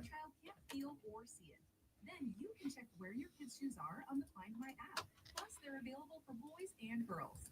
Get Find My Skechers at Skechers.com, a Skechers store near you, or wherever kids' shoes are sold. Wow, look at the time.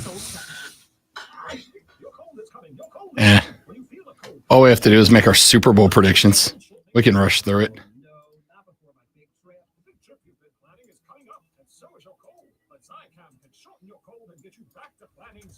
Thanks, Revere. We really should keep Zycam in the house. Shorten your cold with Zycam. Take it from America's most revered messenger. Shorten your cold at the first sign with cold shortening products from Zycam, the #1 cold shortening brand.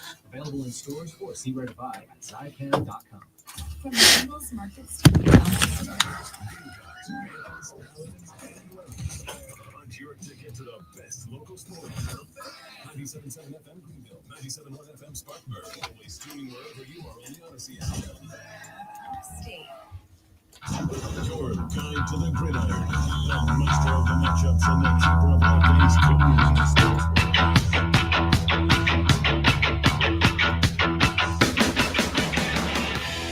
Thank 2-1. Thanks to Steph and everybody over at WWE for setting that interview up with NXT star and I think soon to be NXT World Champion Ricky Saints. Good dude, too. Like, he hung out with us for a few minutes before and after the stream. Super, super legit. He was, and Zoe and I had this conversation very briefly yesterday. We have been very fortunate to do a lot of conversations like that with a lot of big-time wrestlers over the years. And there are two things. Number one, there are some that you get done with the interview and you're like, all right, that was good. And then there are some that you finish the interview like, that dude's awesome. Like, that dude was cool. That was a good conversation. He made it easy. Ricky Saints was in that category. Number two, ladies and gentlemen, the Rob Brown Show bump is real. And on September 27th, Ricky Saints will become the next NXT World Champion because he did this show. And I congratulate him in advance. Yeah, so much fun. Sorry that it cut out, the video cut out, but I'm sure that Rob will be posting the full video. Sure will. Later on. That'll be up on YouTube probably by or around lunchtime. Correct. Thanks to Ricky Saints. That was awesome. Yes, it was. That was awesome. Good conversation. Appreciate it. Super Bowl winner, Lonzo. Super Bowl players and winner. Oh, I'm going to go with Kansas City, obviously, because the odds are still pretty good that they're going to be there on the AFC side. On the NFC side, oh, this is hard. I am going to go with Washington. Wow. Yes, I'm going to go with Washington, and Kansas City wins the Super Bowl again. Hell yeah. Love it. From the AFC, give me Josh Allen and the Buffalo Bills. I'm buying in. I'm buying into the hype. If I'm going to do it with Penn State. Buy in every year. If I'm going to do it with the Nittany Lions, I might as well go with another team from the great Northeast. Give me the Buffalo Bills from the AFC. From the NFC, I'm in the same boat. This one's a tough one. I'm going to take the Green Bay Packers. I think Dallas fans are about to watch Micah Parsons go to the Super Bowl because lulz, and ladies and gentlemen, it's going to happen. It's the summer of Josh. Now it's going to be the fall and spring of Josh Allen. The Buffalo Bills will finally win the NFL Super Bowl this year. And now, the Rob Brown Show presents Twitter. I think the NFL Super Bowl is the only Super Bowl, but it is the only Super Bowl. You are correct. All right, the first thing is Xing, unfortunately, is Red Zone. Red Zone is Xing. I actually wanted to get to this today, but we were so stalked, locked, and loaded with NFL conversation that we will have to push it tomorrow. However, Scott Hansen joined Pat McAfee yesterday and announced that what I already told you was the inevitable reality. NFL Red Zone will have commercials now. Full commercials, whole commercials, long commercials, commercial breaks.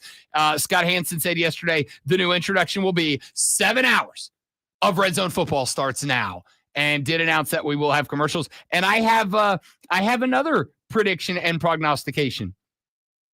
You're only going to get more of them as we move forward, people. Like, maybe they'll at least do the thing where they put like the commercials on one side and then we have boxes on the other. That's what I've seen earlier online. That's what they're going to do. So I still want you to know, and I'm not you, Alonzo. Yeah, you was in America. I don't need the sound. As long as the video's up there, I'm good. I want you all to know I despise it with every fiber of my being. What is it with the insistence on the bleepification of America that like we can't? This was the sanctuary, the last remaining place where you could feel like sports weren't just a constant effort to suck every dollar out of everything that they could. At least at the end of the day, you could pay a little extra and have the Red Zone. No. Now you get to pay for the right to still have commercials assault your eyeballs. God! All right, 2 more really quick before we get out of here. The second one would be Tony Khan.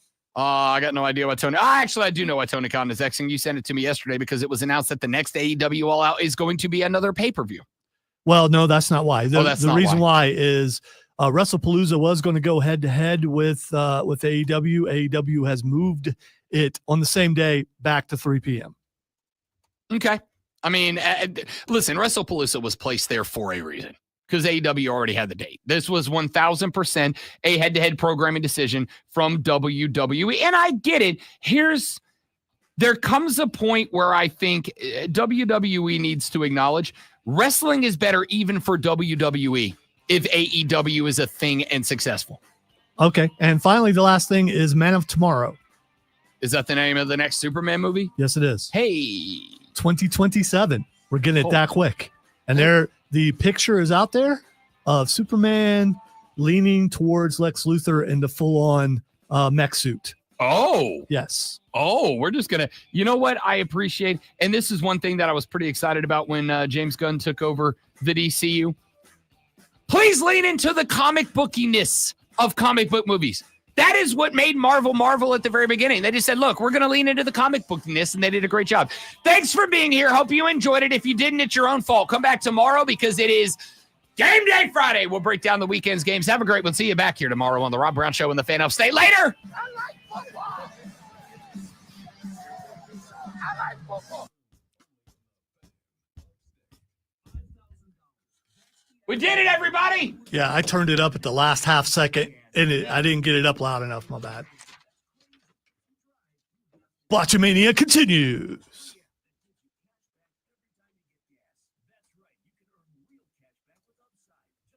So now the rumor is, we'll see, and there's going to be more that there might be the Lex Luthor Superman team up because of how the picture looks, and DC is the one who put the picture out there. And the actress who plays Hawkgirl has already said she'll be back. Good. She was fantastic. And I saw it earlier. I don't know if it's confirmed, but Palm, I can never say her last name, the girl who played Mantis, is going to be in it. Really? So my first thought is she Harley Quinn? Who is she? Is she the bad guy? New Harlequin? Probably. Just like we're going to get a new Wonder Woman. Yeah, fair enough.